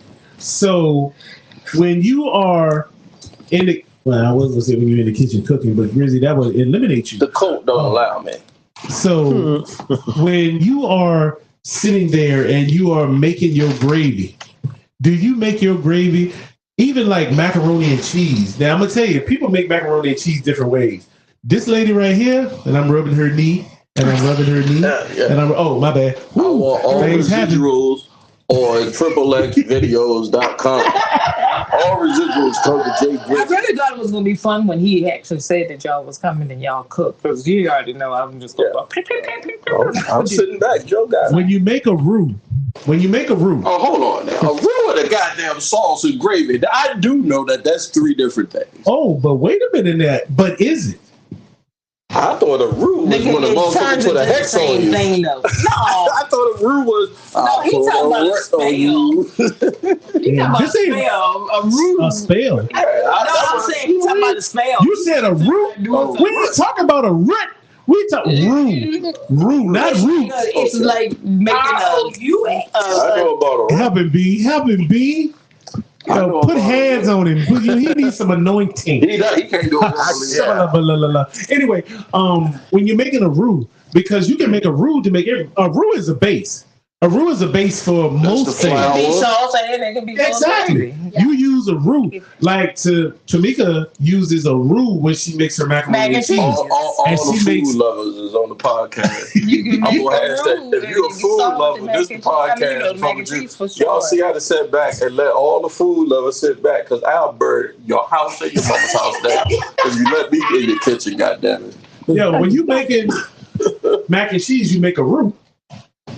When you're making a gravy, you make a roux. Because like caramelized onions. Sometimes with like flour in that I love. Like what is it? I said that yesterday, Joe. Straight from the turkey. I said that yesterday. Turkey juice. My wife made doing Thanksgiving. The kielbasa. Pause on all this, but she made the Polish kielbasa sausage with the caramelized onions, right? And she said, "Now, did it take an hour to make your caramelized onions?" Yeah, she took a minute. Exactly. You know why? Because it take a minute to make real caramelized onions, and any cook understands that it takes. And it takes about 3 onions. It don't take one onion. And I ain't talking about them little itty bitty ones. You got to get 100 yards. Y'all sound like Bubba Gump shrimp off of hey, Forrest Gump. You know I meant a shrimp. Not shrimp. Shrimp. That's what they're talking about. I watched Forrest Gump the other night. I also like Me and Obi watched Forrest Gump the other night. And I said, what was his name? Forrest? No, Bubba. You said it, Bubba Gump. Bubba Gump talked about shrimp from the moment he hit the screen to the moment. You got French souffle. You got French. And he said it like Brick with a lip out. I said this some bitch talking about shrimp. Yeah. Every time they got together. He was cleaning the toilet. See, because I do the I always look behind the camera. Mm-hmm. So because I'm like, this actor got into every time he was on screen, from the time he was on screen to the time this motherfucker died, he was talking about shrimp. Yes. Hey, he was in Vietnam though. You gotta understand. You know what? But Bubba, Forrest is a good friend though. Because he still open that restaurant. Yeah, because he said he would. Forrest Gump. What I always tell you, you gotta have a good white boy in your corner. Shout out to my boy Bennett. Shout out to all the good white boys out there. Hey, about this last I week. need I him. said to myself, which artist stood the test of time. I put a little blog out on social media at @JGrizzle at Taking No Shorts Pod. Musical artist, poet, literature, actor, actress, rapper, singer, whatever. I'm gonna tell you who stood the test of fucking time. Tom fucking Hanks. Yes. Oh, that's my dude. Oh, come on, man. The thing I love, his kids coming right behind him. And they look just like him. But they not acting like. Yes, they are. What they? The one? Did you see Jumanji? Jumanji, that's his son. Look just like him. Oh. I think I said. And it's another one, the younger one. The other one don't look just like him. He must look like the mama. No, I'm just saying. But he is Tom Hanks' son. I said he stood the test of time because I remember fucking this nigga was doing bosom buddies. He was acting like a woman. He was a transvestite in the early 80s. Act for 2 hours on a beach with you in a with a goddamn ball. That's acting. Wilson, goddamn. Wilson. Respect. Wasn't it? He's always in that. I think he's talisman. But wasn't Will in it? Will was in the joint with the zombies. So good one. I Am Legend. Yeah, he carried that by himself. With the dog. It was only a few people in that movie. Yeah. Oh, don't get it twisted. It reminded me of. But Tom Hanks and Will Smith were also in the movie together where he was gay at the time. One of them was. Oh, what was that movie? It was one of Will's first movies. 6 Degrees of Separation. I know that Tom Hanks was in it, but that one was the one where Will was gay guy. Yeah, I know what you're talking about that. I didn't. So it was a cross reference on that. If I'm not mistaken, I could be wrong. If I'm wrong, tell me. Hey, I think I told you. I remember Big Bro Joe is taking over, Taking Those Shorts podcast right now because I am Big Bro Joe at the AKA the Dapper One, AKA. Exactly. Oh, say it again. Exactly. All right, AKA the Dapper One, who I is. Exactly. Nobody, hold on. When I say who I am, yeah, I know him. Exactly. That's Tom Hanks' son. Say it again. Exactly. So when I let's because we're on the back half of Taking Those Shorts podcast. Yeah, he look like his dad. See, he don't look like his dad a whole lot. But the hair, it's the hair. Yeah. But the other one do. We've got to explain to the listening audience and the viewing audience, Brent, your whole T-shirt, brother. Oh yes, sir. It says "Save the boobies." The boobies. And on the way to Taking Those Shorts, you stopped at a place of business and said, I gotta have it. I gotta have it. That's what he said. And because the name that your parents gave you, you always wear on your hat. Exactly. You found the pink hat to go with the Save the Boobies t-shirt. Hey, B, can I buy that shirt? I had the pink hat for a while. And I can't even tell the audience what this whole ensemble is about. Because if you don't know, B makes it a point that he makes a statement on this podcast through his shirt, not through his name on his hat, because that's constant. But the tangent is the shirts he wears, his t-shirts. So what's up, man? What's going on? It's breast cancer awareness month. So I lost my. That's not funny. I lost my granddad to breast cancer. Well, I didn't lose her to breast cancer, but my grandma was diagnosed with breast cancer like later on in life. That's on my side. Our side. Yeah, it's on the Charles City New Kent side. We family. And she was beating that motherfucking shit cancer. She was doing the rock bottom to that shit. That wasn't what that took her out. She was just like, breast cancer, shit, nigga, I'm already. Yo, B, real talk. Yo, let me buy that from you though. I'll wear it home tonight. Yo, real talk, you don't even understand. I will walk around because I'm going down to the 2 Street tomorrow. Is this weekend? Yeah, it's this weekend. Shit, I should have took this whole thing. Yeah, AWB tomorrow. Let's go down there and cut up. All right. Y'all want to go down there and cut up? Y'all know who AWB is? Are you no, but what are you talking about? 2 Street. 2nd Street Festival. But no, I know that. But okay, so that's why I say 2 Street. I'm not from Richmond. Don't worry about it. It is what it is. So 2 Street. No, I'm just saying. So that means 2 Street. I didn't know. See, if you're not from the South, where are you from? I'm just curious. I'm from the South. Where? Like Farmville. and stuff. But We went to Fevers. You went to Fevers? You went to Fevers? Let's go. That's not. You play some go-go. Wait a minute, hold up. You ain't gonna do that though. You ain't gonna do that. I'm gonna tell you. And my parents decided to move to the country, so everybody's from Baltimore and stuff. And then that don't matter.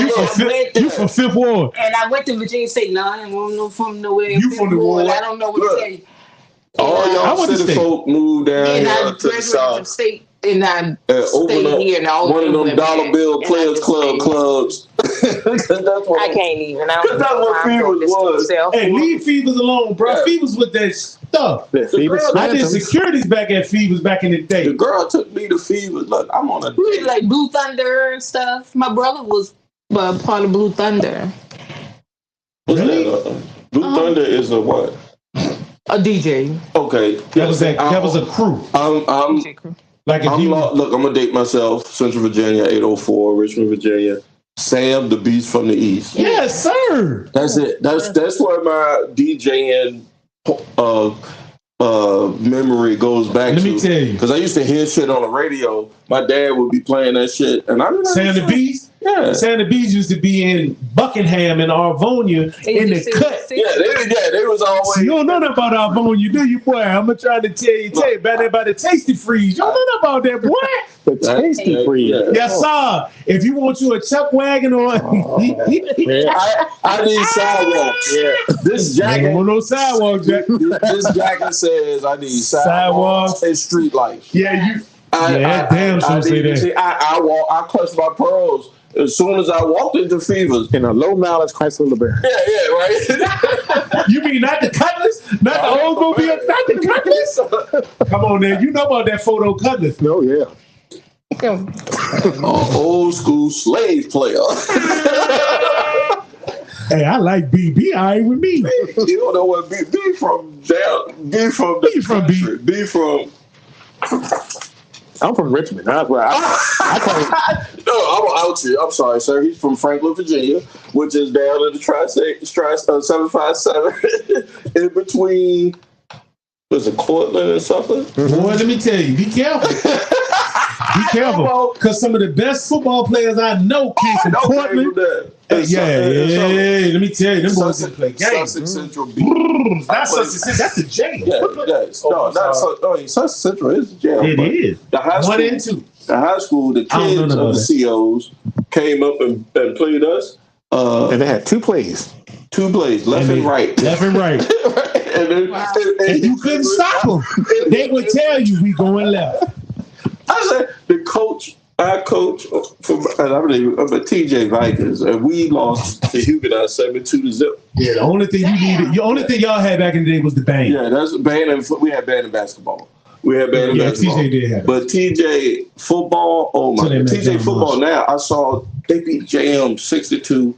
Yeah, they good now. I said, I texted my group chat to all of my TJ alumni friends who had a group chat, and I said, oh my God, aliens are real.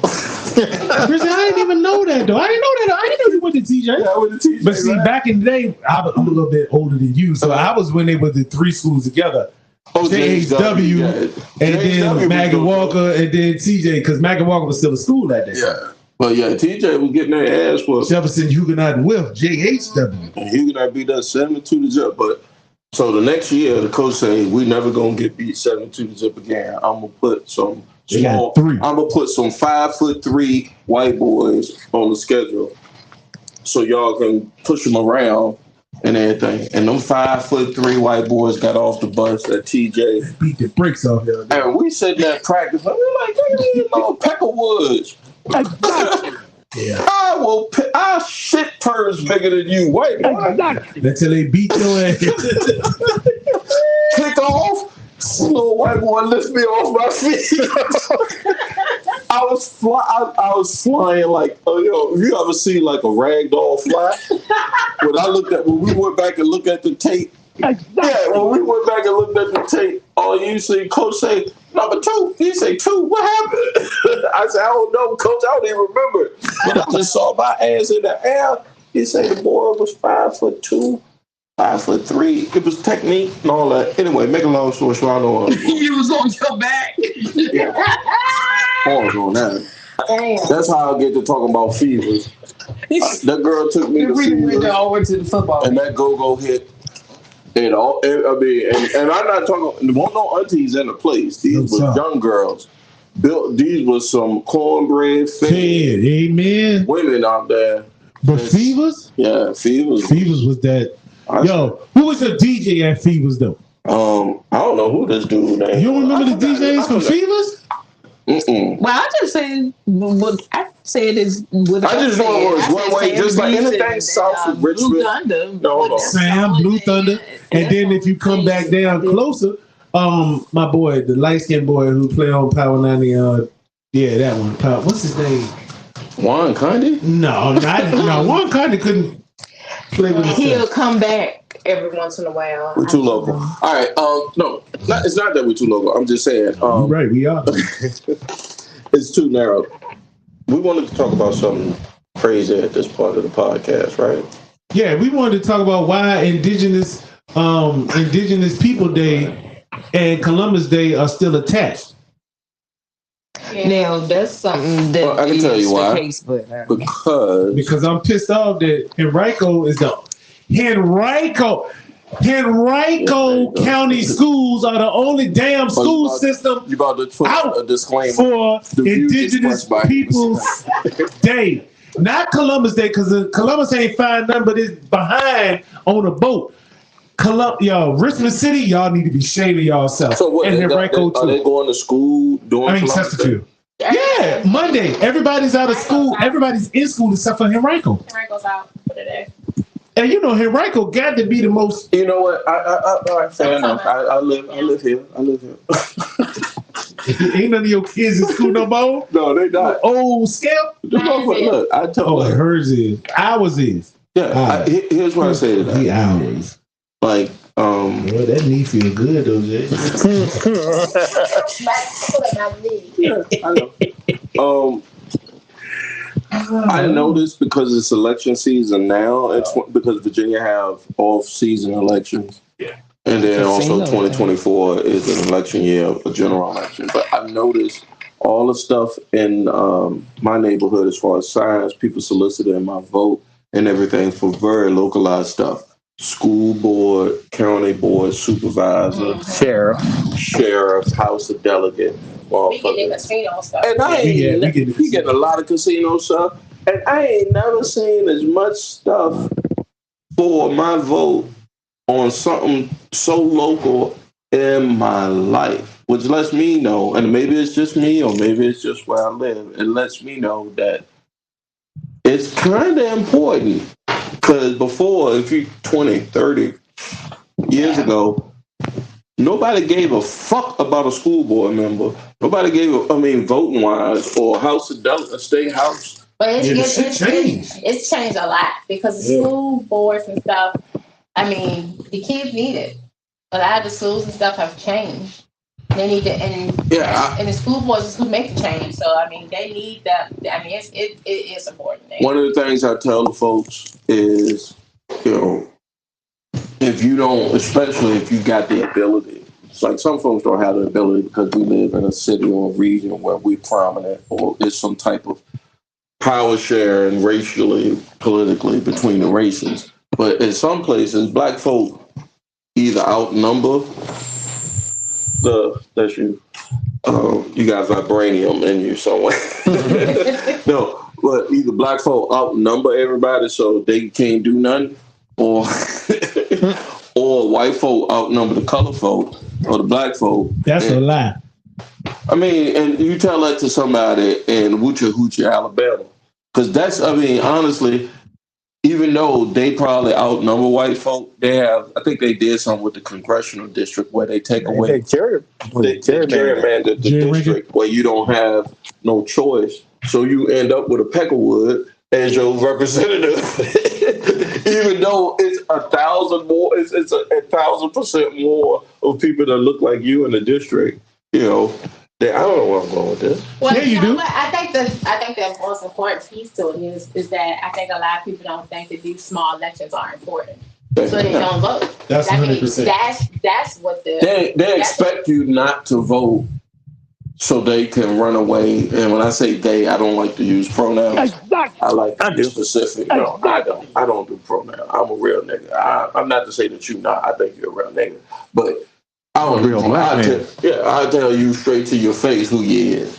Now, if we disagree on who you is, I'm listening. Who are you? You know, she's saying that like my impression of what you're saying is people only go to vote for this. Yes, they only vote for major elections. Like people go show out for presidential elections and stuff like that. Mm-hmm. But I was wrong for saying the casino, but I just said that because no, but you're right. You're right. Why is I just vote? I just vote every day. Don't think I can go out the street and vote. People don't realize how important everything. Like presidential elections are important, yes, but what affects you in your state, in your county, matters with these localized elections that we have coming up. That's the stuff that people don't realize that truly affects you. Yes, your president affects you, everybody, but he needs, only way your president get to do stuff, whatever, is comes from your stuff that goes on in your state. So you need to vote in these little localized elections so that you can get what you need done in your particular state, your particular county, whatever. Why is it that I don't live in the city, I'm from the city. I don't mind claiming Richmond as where I grew up, where that raised me. But what's the big deal about this fucking casino? Why is they tripping off the casino? A lot of people. So matter of fact, somebody came to the house today giving pamphlets out because they want. I saw. You know how many? Not to be fair to my white allies, that's friends. I got a lot of white. But white people the white people going hard. Like they don't want it. They like what? Yeah. But the crazy thing about it is, and this I don't understand. I don't know who. What y'all think going? I don't know who ballots gonna be on this year. But I feel like the people that voted for the last one, it's not. So I feel like the people that are so against it, it's not even in your side of town. No. Last time it seemed like it only lets you vote in the particular area. I'm getting the feeling now it's like everybody gets. But if something loses with the people in a popular vote, I don't know. I mean, I don't know how they finagle this. But they said, all right, we know the people of the city do not want a casino. Let's find another way to ask them. Let's ask them. They scared that it's going to bring crime and whatnot, but it's supposed to bring a whole bunch of jobs. But it's not even. But crime will be exactly where it's going to be. Crime is going to be where it's going to be. Why? All right. So that's a bigger question. I think I would ask, because I sit there and I go like 3 layers deep. Like, what's the big deal about a fucking casino? Oh, it's going to give poor people a leg up to make a halfway decent living.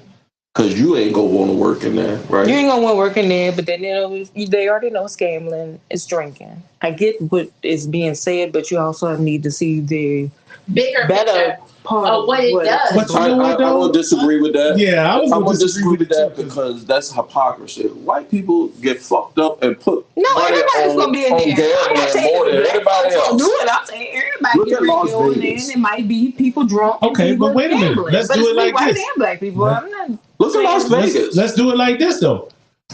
Bootleggers was out here doing their thing. They're still doing it. What I'm saying is, I grew up with bootleggers. Real talk. I grew up in come to the back door, knock 3 times, and you get to come in. I grew up right down the street. So that's why I said things are going to be what it's going to be. It's no way that you're going to change the fact of that. That's like number running. Then guess what? What did they do? All right, so I see the argument is, do you want it? Well, get the damn jobs out there. Do you want it out in the open where you can tax it? You can get people a job. And raise revenue. And then we can get some entertainment. That's how I'm going there. I'm just like, I hate to tell you, I might have prohibited, to drink, and I'm going to go get pushed up under the rug. I ain't got to go to DC and that's like weed. Come on now, folks. Everybody know weed was not legal until the government truly sit there and ran the numbers and found out how many of them dope boys was doing their thing? They were getting that paper. Yeah, when they was getting their paper. Come on, BMF. I talked about this not too long ago. I said my uncle, I got two uncles that was in the game and lost lives, did time, come home, all for the same product that I literally could go online right now and order and pull up in the drive-thru like I'm ordering a motherfucking Big Mac, and then come home and just float like a butterfly, sting like a goddamn bee. Check this though. You know what Virginia needs? Virginia needs drive. You go to Florida, you got drive through getting out. You got drive through alcohol. That's coming. That's coming. But it's not gonna come as quick as we did. Why? Because you make more money off of marijuana. Yeah, because of the different strains, and you got sativas, you got ithacas, you got. Not that I know anything about that at all. But I'm just saying. Views expressed. I'll put the disclaimer out. Go ahead, do that. No, put that out now. I get hot, nigga. No. But I'm just saying though, it's so many different. They got some shit called Jungle Juice, Gorilla Glue. I want that. Jungle Juice? Yeah, I want that. No, you don't. I want that. You don't. As long as it don't have no fentanyl in it. Oh, is it? I want it. Ain't no fentanyl in it. I don't know how I would know, but I would take it somewhere because look at this jacket. I would take anything. Most of the people wearing that jacket on cocaine. Look at this jacket, motherfucker. I'm not fucking with the less. I'm fucking with the best. They don't even understand. Back in the day, so done. Come on now. Back in the day when I was out there doing fun stuff, That's what you call it? Yeah, I'm over 40 now, so I don't do stuff like that. But they used to have anybody from the DC area. DMV, stand up real quick. Let me get SY. That's why I've been watching all the time on the show. That's why I say Tamika is 1,000% correct. Whatever your last comment was, because he distracted you the whole time. No, she said it. Tamika actually quoted the quote, and she made the statement that when we make those life choices about presidential elections, instead of making those choices about our residential elections, that we all veer off because we think presidential is better than residential, and it's not. When you get that personal property tax bill, say it again. You be pissed off. Beat you in your head. Local election. Right. Why I got to pay for my car 3 times? I look at my personal property tax. The tax I pay on my property, and I'm saying to myself, why I gotta pay for another property? Listen, first of all, as a black man, who charging for that? The government. No, but it's a certain motherfucker. Uncle Sam. Yeah, it's a certain motherfucker that's charging. It's that motherfucker with the white hat with the red, white, blue in the beard. Quit fucking with me, man. Quit playing. Yeah. That dude. I need to see him. FICA, nigga, I've been looking for you. You eat his chicken every time you go to KFC. This them the same motherfuckers. I told her, I said, who the fuck is FICA? I've been looking for you. I wish I could beat FICA. Hey. FICA got me since I was 16. Can I beat FICA ass though? Because I've been looking for FICA. It's a plus year. My point, I think everybody is saying like, look, they is getting everything out of you. You need to know what's going down. Because if you don't, I think that's the purpose of it. Yeah. It's levers. Who controls the purse? Who controls the people that control the purse control the power, in my opinion. And the people who got access to information, or to the most honest information. What they say is to the. What is honest when you talk about government, bro? I'm coming. Because we finna go into next 10, 15 years of information being bombarded, right? And we don't know which of it is to trust. AI, right? Like I can go on here right now and put in Webster's dictionary and describe to me Tupac, and I'm gonna get 85 different definitions, and I gotta decide which one is what. What is it to say? how do you be able to determine in the future what's real, what's fake, and what's not? Go to the library, look at some old books. Old books. Mm-hmm. How far back do you need to go before this information? 10 to 15 years? Yeah, just before this information, before the bullshittery started. Oh, yeah. Because a lot of, would you agree with me, just because it's an avenue to get data or data, doesn't mean that the data is right. Yeah. The data could all be shit. But data is not right or wrong. Data is just data. Yeah. So, but your whatever was captured how you at the take moment. what you take away from the data. It's the dissemination of information. Yeah, it's the dissemination of it. Yeah. It could be shit. It could be accurate, but I don't want to take that chance of your dumb ass knowing it. But that's why you have to do your thing and be Fact check your sources. Fact check your shit. Yeah. Twice. 3 times. 3 times if you have to. It's hard for the kids, they don't. Yeah, you gotta check. I They told don't put on the internet. They go, oh, that's what it's. That's the gospel, right? Yeah, it's not. I'm sorry, but you know what? Them millennials is dumb as a box of rocks because they don't. They dumb. Oh yeah, they dumb. I mean, shit. When you don't understand where you came from, and I think it depends on who told you where you came from. Well, that's why you do your due diligence to understand. Some people don't do their due diligence, and once again, that means you what? Dumb as a box of goddamn rock. You're not dumb, but the thing is, you're not invested at all in something more. So if you're not invested, then you are. It's dumb. Dumb. But the thing is, I'm just saying, maybe they haven't gotten to the age Joe's appropriate to do it. But at a certain point, then you will say Hold up for me a second, Grizzy. I don't mean to cut you off, but Dory made a point. But I'm saying, when do you become invested? I hope you become invested. Keyword. Say it again. 30. 30. I hate to say it. 30s? I get what you're saying, but I was invested. I didn't say 30s. I said 30. You're not a millennial. Oh, a third. Okay. It takes them. I'm just talking about. I think I see what we're getting. Their process is not the same. So they dumb. No, they're not dumb, Joe. I don't disagree. I think they have lacked the ability to feel what's real. But why? Because somebody didn't teach them. Somebody ain't give them some real. Somebody ain't give them some real ass shit. Or I want to say somebody haven't given it to them, or they have not experienced it yet. Yes. Okay, but what? But see, you keep giving them excuses to make that point.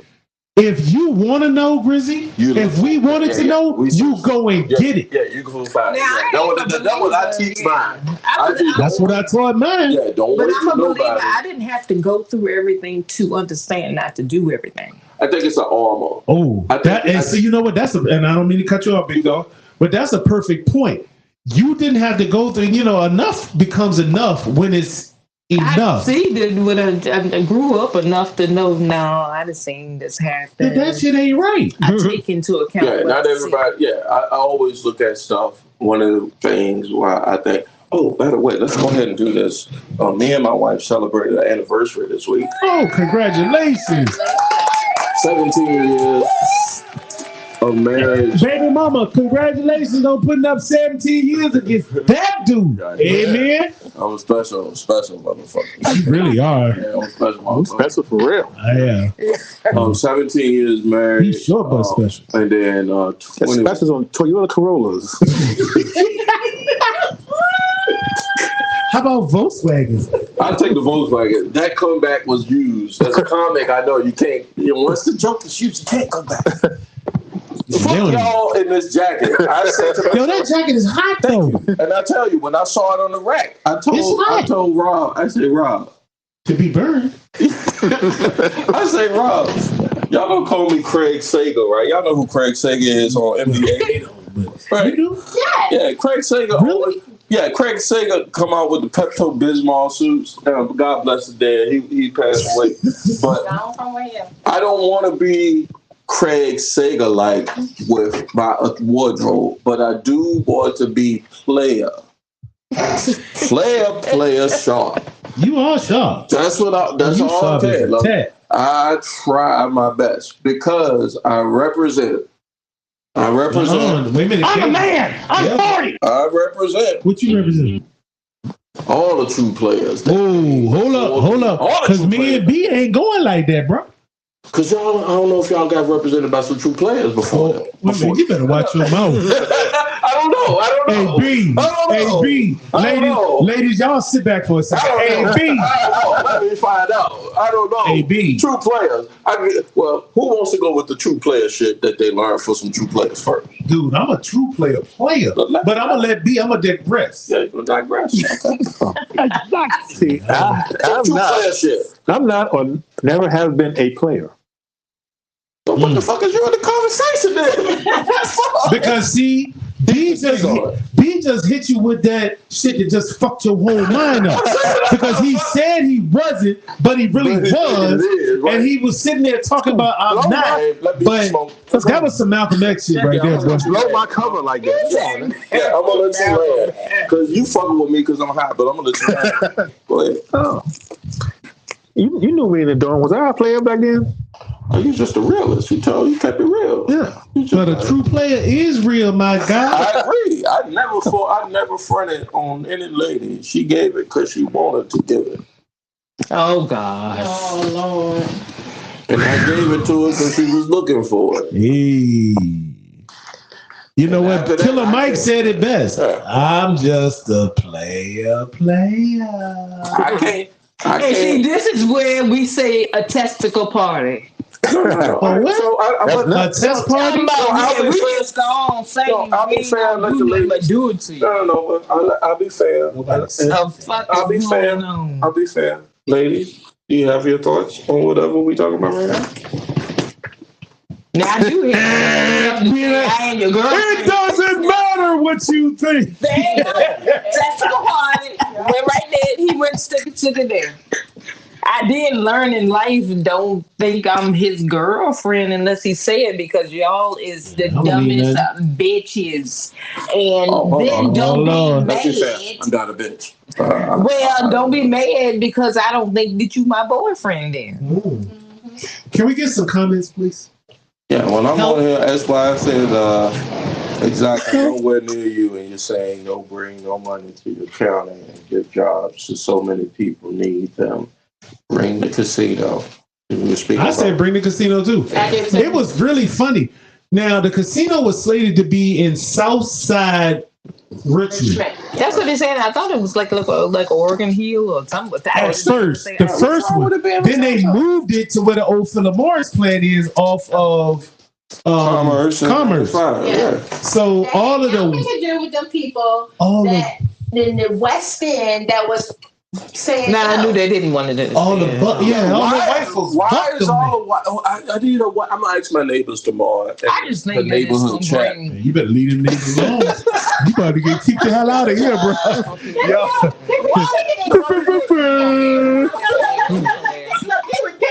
In Breezy Yard. Breezy got to go. Why is y'all cousins tripping off a casino? Because it ain't even in y'all neighborhood. You don't want somebody to have a job. They're gonna lose money. They're gonna lose money on their bootlegging houses that they got around here. Because they got more shit in Hanover. Quit playing. White folks ain't stupid. Cone liquor is still being sold in Richmond City. No, that's true. Yeah. That's true. Am I lying? I have a couple of mason jars at my house right now. The expressions of Jay Grizzy and singing herself. It got shit to do with you. And on special occasions and New Year's Eve. They're scared about the traffic. You can actually have. Remember and think about it. No, I do. A gallon. You can only have a gallon. You can distill a gallon. Y'all talking about that moonshine. I don't know shit about that. You can distill a gallon. Because that's like weed. It's considered personal use. Right. I don't know nothing about that neither. I'm just telling you. I cook. Before we get into the gritty and the grimy, can somebody? You talking about cooking with some alcohol? So that's. Can somebody tell me what the fucking big deal is? It's red. With this skinny white ass girl Taylor Swift. What the fuck? What's wrong? What's the big deal with her? Because she's dating Kelsey. She's dating Kelsey. She's dating Kelsey. She's dating Kelsey. That's a put on. No, she is. She was up there with his mama. Dude, how many people you know up in your mama in the Really? I think the mamas are put on too. She done bored and so she was like, all right, let's get this hype train going. Hey, are you mad? I'm not mad, but who the fuck is Taylor Sounds like you mad though. She is Kelsey. Travis Kelsey. Travis Kelsey is that dude. Yeah. All right, so I'm gonna be fair. He's a I go to him. I go to B because B's a very neutral man. You can tell by the shirt. No, he was very specific about the boobies. Oh yeah. Hey, B, hold up before you do that though. B, go ahead, pull that shirt down though a little bit so we can get a full copy of Save the Boobies. I'm with B. Yeah. Why am I? My panties in a bunch because I don't even know who this. First of all, if your panties, your panties are in a bunch. I mean, I know who she is. I think I saw her on. You would probably like you. That's the same chick Kanye jumped on. She's good. That's the one Kanye cussed her out about B that time. This is my thing. She won American Idol, right? Somewhere along the lines. No. She didn't win American Idol? No. Second place? No. She just came on the scene she didn't come from America? That's the one that Kanye West sit there and said that Beyonce should have won. Kelly Clarkson, yeah. Is it just Kelly Clarkson? Kelly Clarkson was the white girl. Yeah, I'm going towards a bigger point, which is reality TV. Remember when? Yes, the country singer. Remember when Survivor came out in '99, early 2000s, and people were on it, and this reality, like the false. Brent, I know you with me because we shared a room together, sir. Exactly. It's something about once reality TV hit the media, you could now play with it. You can now tell the audience, you don't know if it's real or not. It's almost like wrestling, right? You can manipulate it how you want. Hence how you get a Paris fucking Hilton or Kim Kardashian. Yeah. You could, I personally, as a Black Gen Xer, can explain to my children that those are not people you need to be following. They ain't did nothing. They tricked the world on something, right? I don't think it was happening all the way back for them though. So I think it's more recent. I'm just saying, like the reality TV is what got people fucked up. When people, here we are. No, I think reality TV is a mess. Yeah, it's a mess. I think, but what started it? I go Survivor. The Real World. I tried. Real World. The Real World on MTV. Quit playing. No. Real World, Road Rules, all that stuff. Road Rules. And I watched that. I watched it because it was riveting. Mm-hmm. These are real people going through real life type situation until I came to the knowledge that these bitches are actors. There's a put on. Not like part of. They're giving you a wraparound and not telling you. That's real.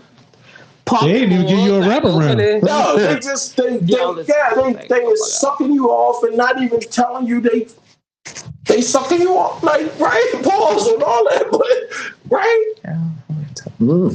I think I would know if someone was sucking me off. I would notice that. Tell me, I would notice that motherfucker. No, but you're all right. So it's an illusion of reality. 3 minutes, they would have my complete attention. Right? 2.75. But it's the I want you to think that this is real. Did you know? Yeah, I don't think it's real. Did you know, motherfuckers? Did you know, ladies and gentlemen, there is a bachelor out here for AARP niggas? Yes, the golden bachelor. Don't say old folks need love too. I said, when his wife dies, that's why he's on Bachelor. But that would get us like fucking Miss Chancellor and goddamn Young and the Restless though. Like, it's a soap opera, and I know it's a soap opera, but there are people out here that think that shit real. Exactly. That shit is real. Trying to find love. I said to myself, oh my God. Thank God I was raised by some real motherfucking people. There's people underestimate like when there's I'm real. I deal with real people. Or I don't know. I'm extra. I'm bona fide. some people take a lot of stock in that, but there's a reason why. There's a reason why. You got to stand on what you stand on. You got to be who you is. You can't waver. You can't. Somebody knocking my door? That's what it sounded like. Mm-hmm. Nah, I think it's down. I agree to say I'm finna reach for my shit. You gotta get yours. I got mine. I already know. That's all I gotta worry about. Honey, make sure that nobody's coming into the house. Cause look at the door. Look at the. Ain't nothing out there. Ain't nothing out there. Give me some goddamn street lights, ladies and gentlemen. I know we hearing it. But see, that's what happens in your neighborhood. You live out here with all these good white folks, and they don't have street lights. Yeah, they don't. I need a street light, y'all. What you got for? What you learned in the last week? I see you flashing a Horseman watch, just like last week. What you got this week? It's something new that you learned. Something you came across this week since the last time of taking no shorts. And Brett, the resident atheist, said, "Oh, I believe in God now." Exactly. What you say? I didn't. That didn't happen. I know. I was hoping to put words in your mouth. Pause. The only thing this week that kind of got me was Edge showing up on AEW. He got no money, and people were upset. Why? It was like he shouldn't have left WWE. Mm-hmm. What is this, wrestling? Yeah, wrestling. And he took it in stride. It was like, y'all thought y'all knew me. Exactly. I said, only you would get that.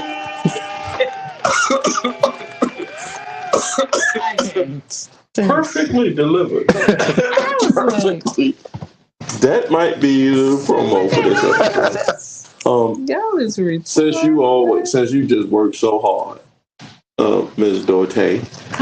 Yeah, you. Oh no! Yeah, I don't work so hard, but I work. You work, and I had to get here. You're dedicated. Because he ready to say something stupid. Well, no, I mean you work so hard. You wash so hard. You had to wash before you came to taking those shorts. I had to wash and I was cooking because I told. That's right. Wash and cook. You want to tell that to all the single gentlemen in the universe? She washes and cooks, guys. I'm sorry. What single man? Well,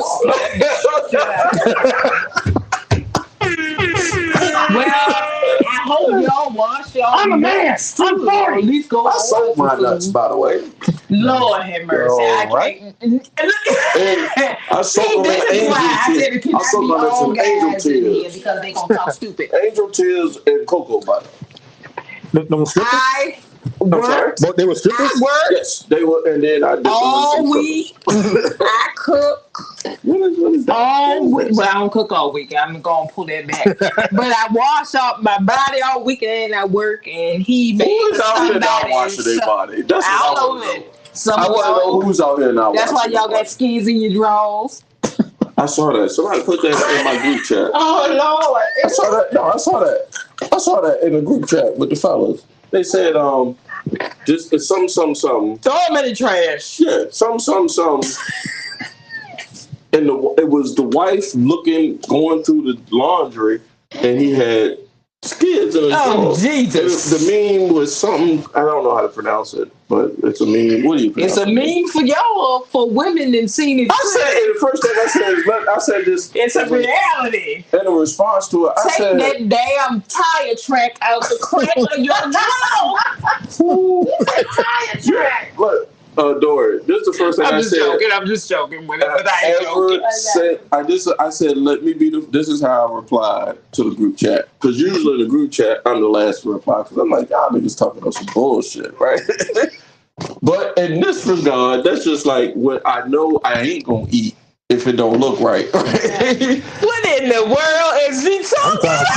I'm trying to see where it's going, right? Yeah, he threw me off. What you ain't going to eat? Eating draws? High enough yet. You talking about what? He talking about, are you talking about eating draws? Are you talking about eating the girl?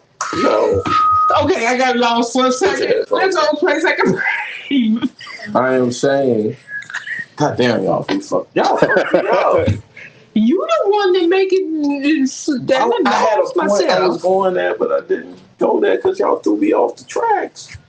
Y'all don't smoke the weed that I smoke. I was going with the track that I thought that you was going. Y'all lost me. No, you lost yourself. Fuck Taylor Swift.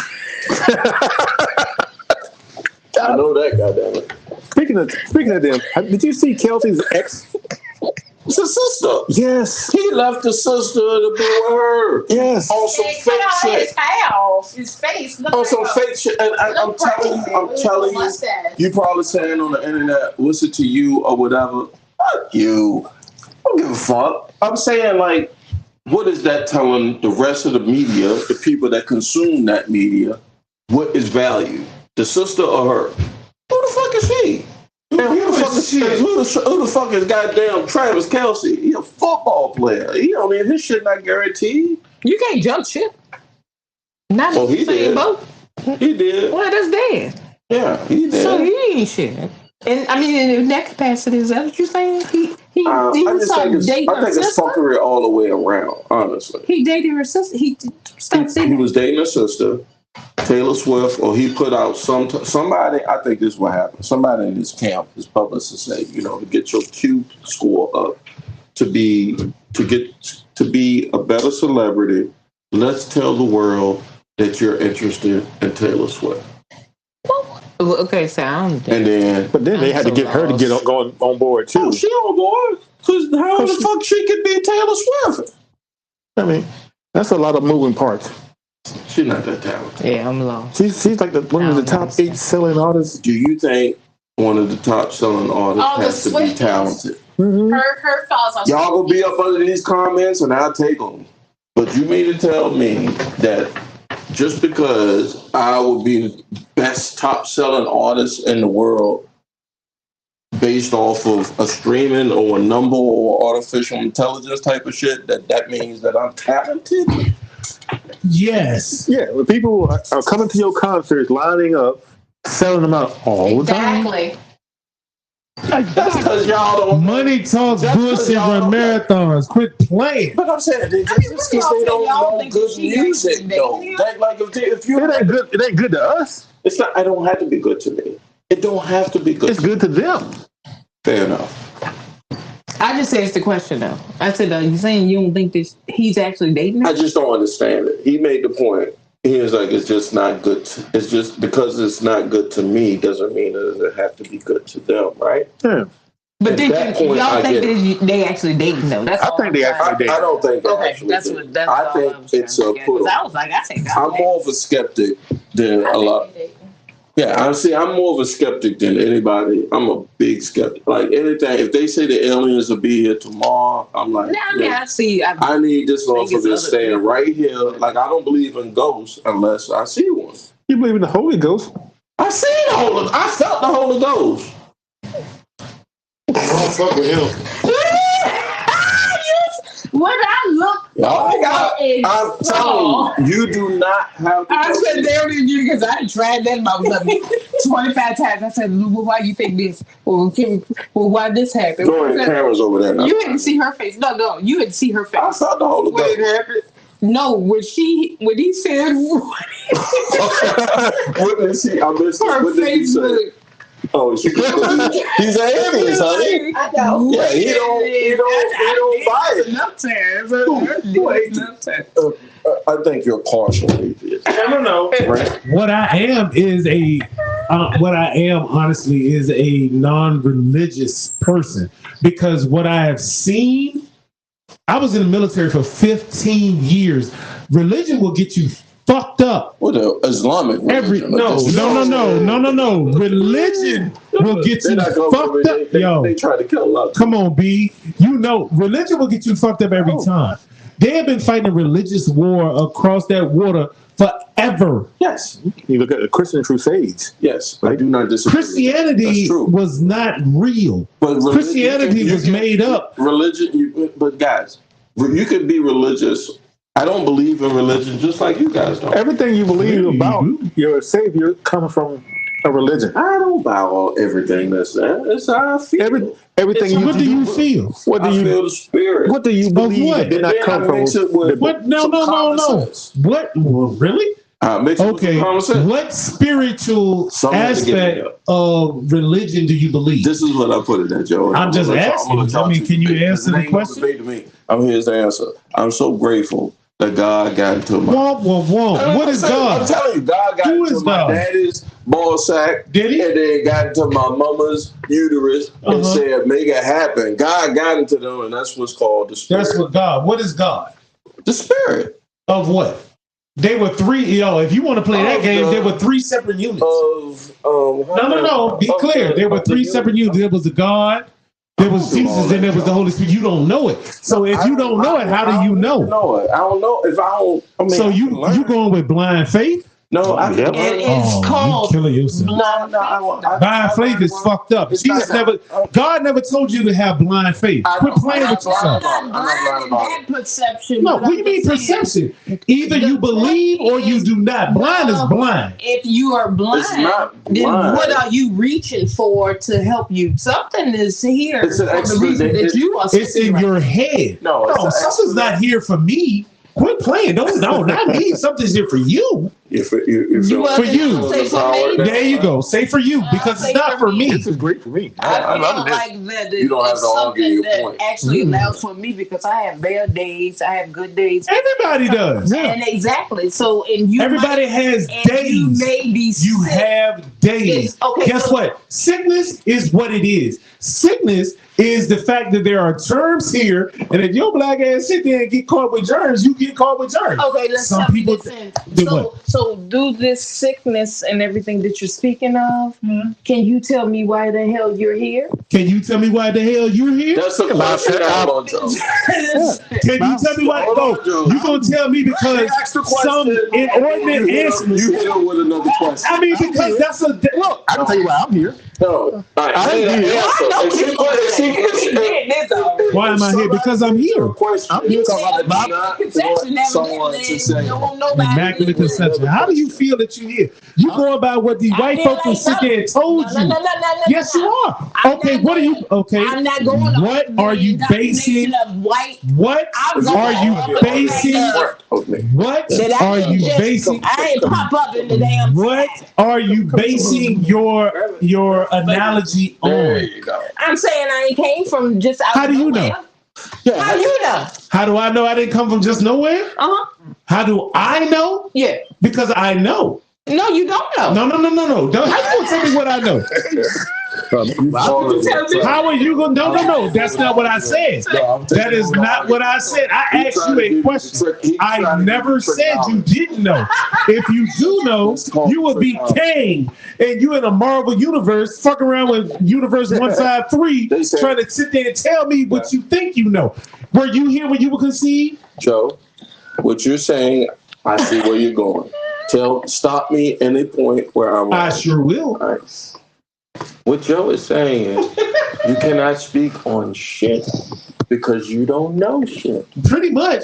I am a person, I am a being. Just like you gonna sit here and fucking tell me that we are the only people or only intelligent things in this whole fucking universe. Now, I don't do that because he knows I've said that plenty of times. We are never, if you believe that we are the only things in this universe, you're as dumb as hell. But no disrespect to you, Queen. No disrespect. All right, hold on. Let us do this. Let us address the camera. There's no disrespect. Where these people come from? I'll say it in front of the camera. No, and I just wanted to make sure that I make you going with the thought of because it still wouldn't be monkeys if it wasn't. No. Oh my God! You gonna see that? What do you mean? Oh my God! Here we go. So you believe that there was a Big Bang theory? So shit just happened. Well, I just feel like you said that you know, so that's what I'm trying to figure out. Because I am a God. Lord have mercy. All right, so that just I am my own God. All right. Well, you can do whatever. I mean, but honestly, how do you know that you're not? Oh, first of all, because you're female, you came from a rib of something else, right? No. From their piece of Like you came from. Oh, well, so how do you believe? Oh, wait a minute. Then you gonna sit there and tell me that if you don't believe in your God and your Jesus Christ, that you gonna sit here and go there with me? Yeah, the more you seriously, because if that's the case, you came from a rib of a man. Then what you need to do then is shut the hell up. No disrespect, Queen, but you need to shut the hell up and sit there and honestly. I think that people came out of a vagina, so it's that's what you believe. But where did they come from? But Jesus, come on, Jesus came from pussy. Yo, Jesus came from pussy. But hold on, B. Ain't never been fun. Hold on, B. I wish I could get scored right. I need this drop. I need this drop. Okay. B, what you said? Oh, somebody he said about coming out of the vagina. I said, I've come in a few of them. Yeah. Hell, I done came out 77. Man. I did that sound like. That's me. And there's a thing I can do here. All right, I'm done. I can timestamp let's it. keep on going. So when I go through and do the edits, I can say, that's the soundbite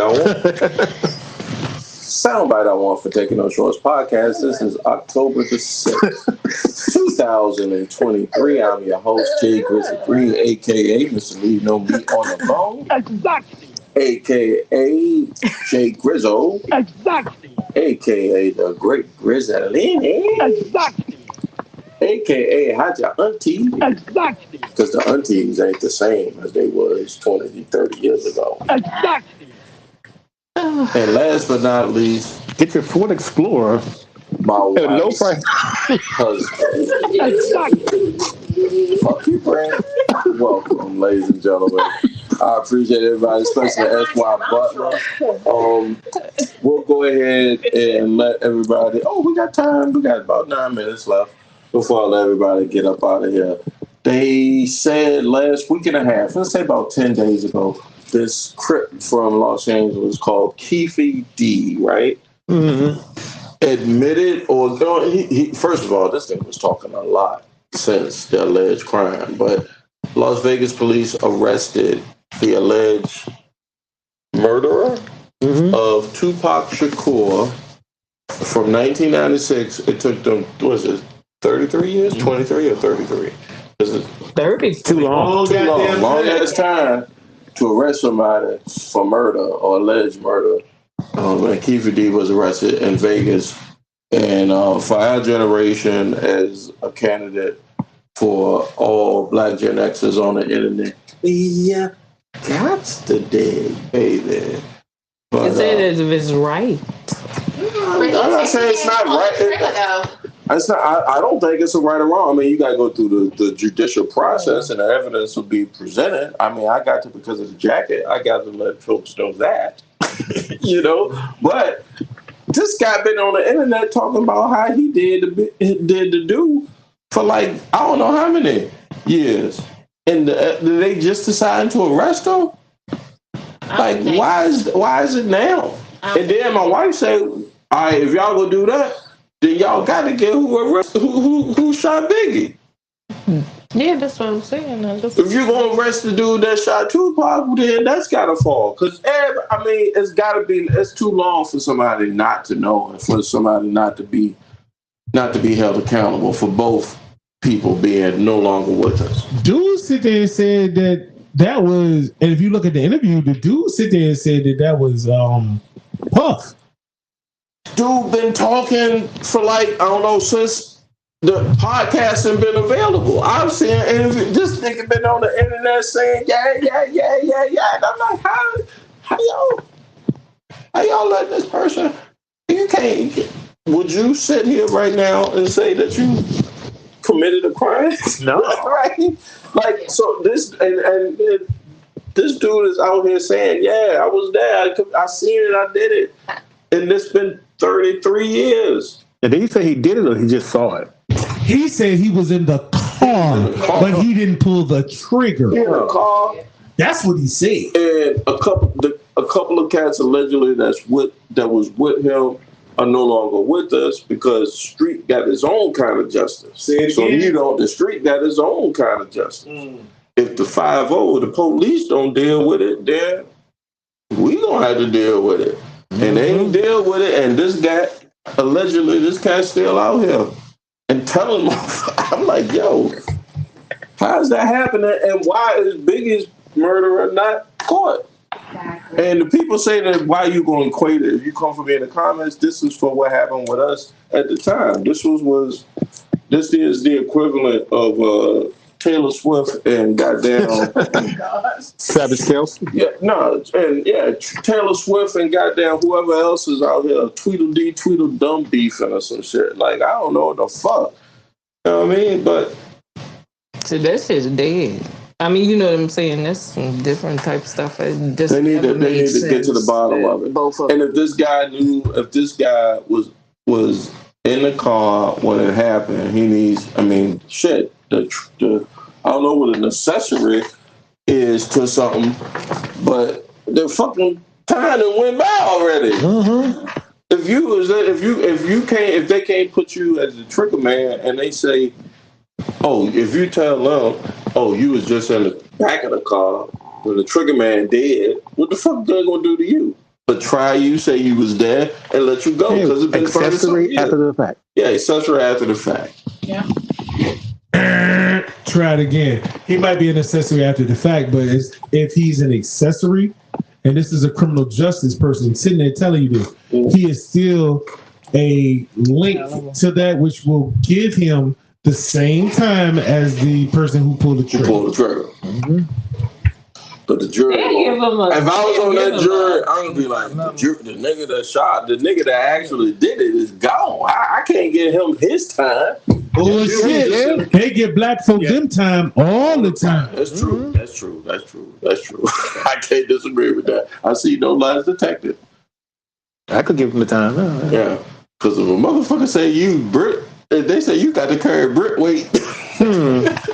I say, he couldn't have done it. Nah, fuck that. Hey, Grizzy, you did it. Hey, B, yo, dog, I love you. He did it. I'm Tweety Bird. Quit playing. Yo, I don't even know. What your name is? Dory did it. He might not be saying something because he got something on his back also. What the? Just want to keep after 30 years? Yeah, he ain't got no on his back. No, I'm talking about whether he did something in the past. Tamika did it. All y'all did. I'm running for president of he all might be black like, I'm not going to Gen Xers. tell on somebody else because I got stuff that I done did. I'm running for president, Mr. But it still ain't right. And all the people that know you, sir. I'm running for president of all black Gen Xers on the internet to represent you.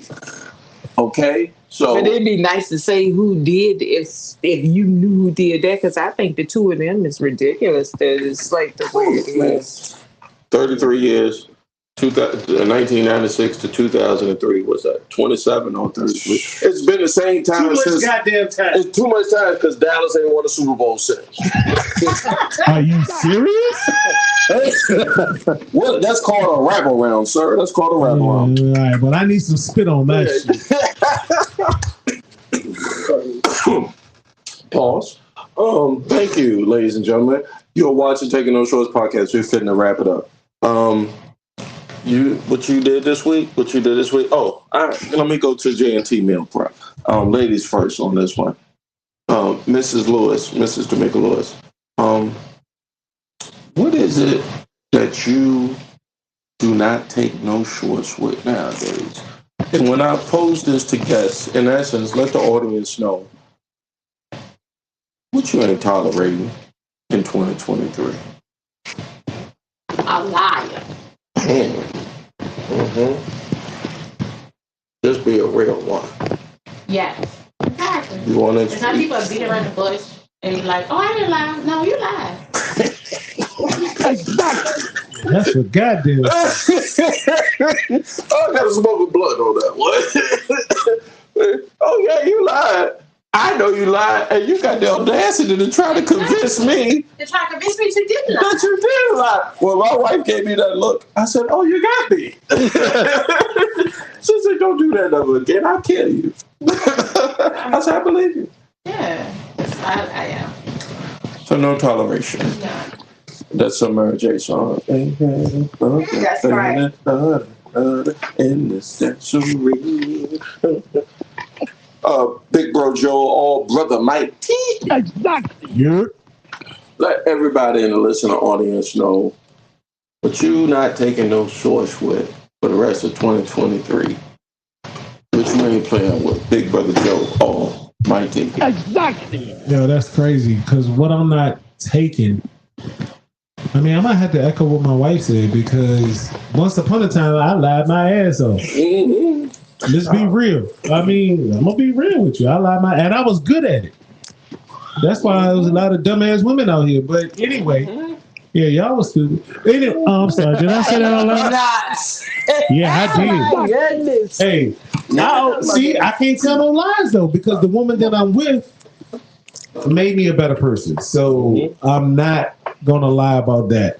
Told my wife that in our anniversary gift. I said, you made me a better man. If I didn't know you, if I wasn't blessed by God to have you, keep on fooling with God.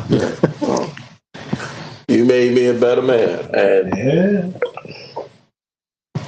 I couldn't take no shorts with none of the other hoes before I met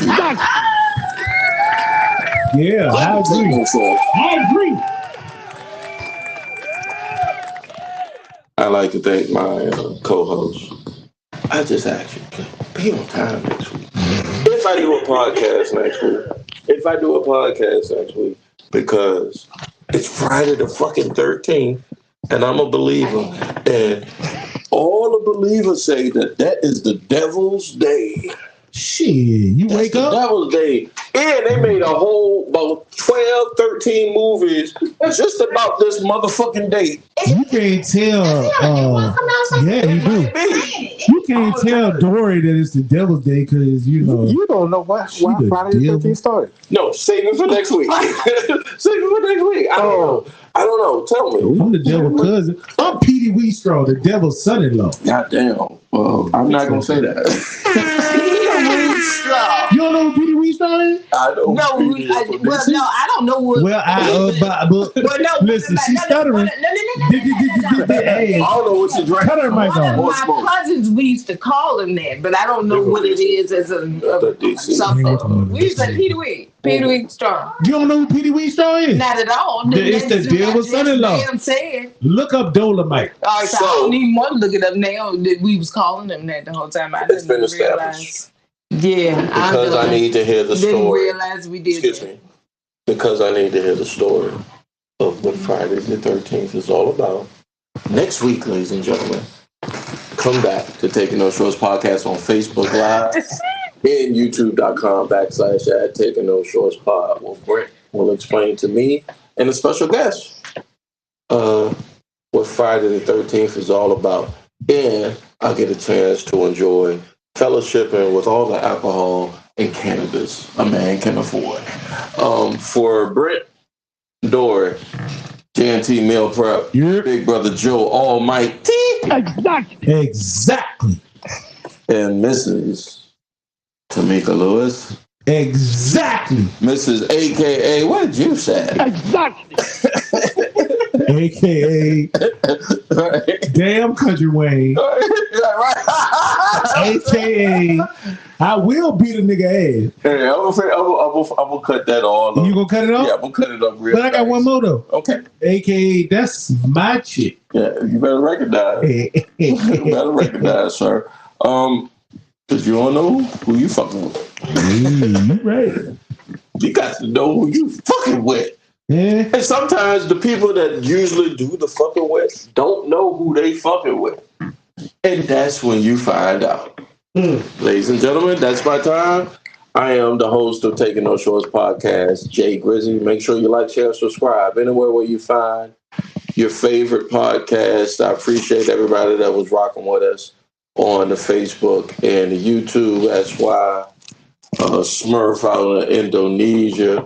Wood, I'm going to reach out to you, brother. And everybody else, thank you. That's my time. Bye-bye.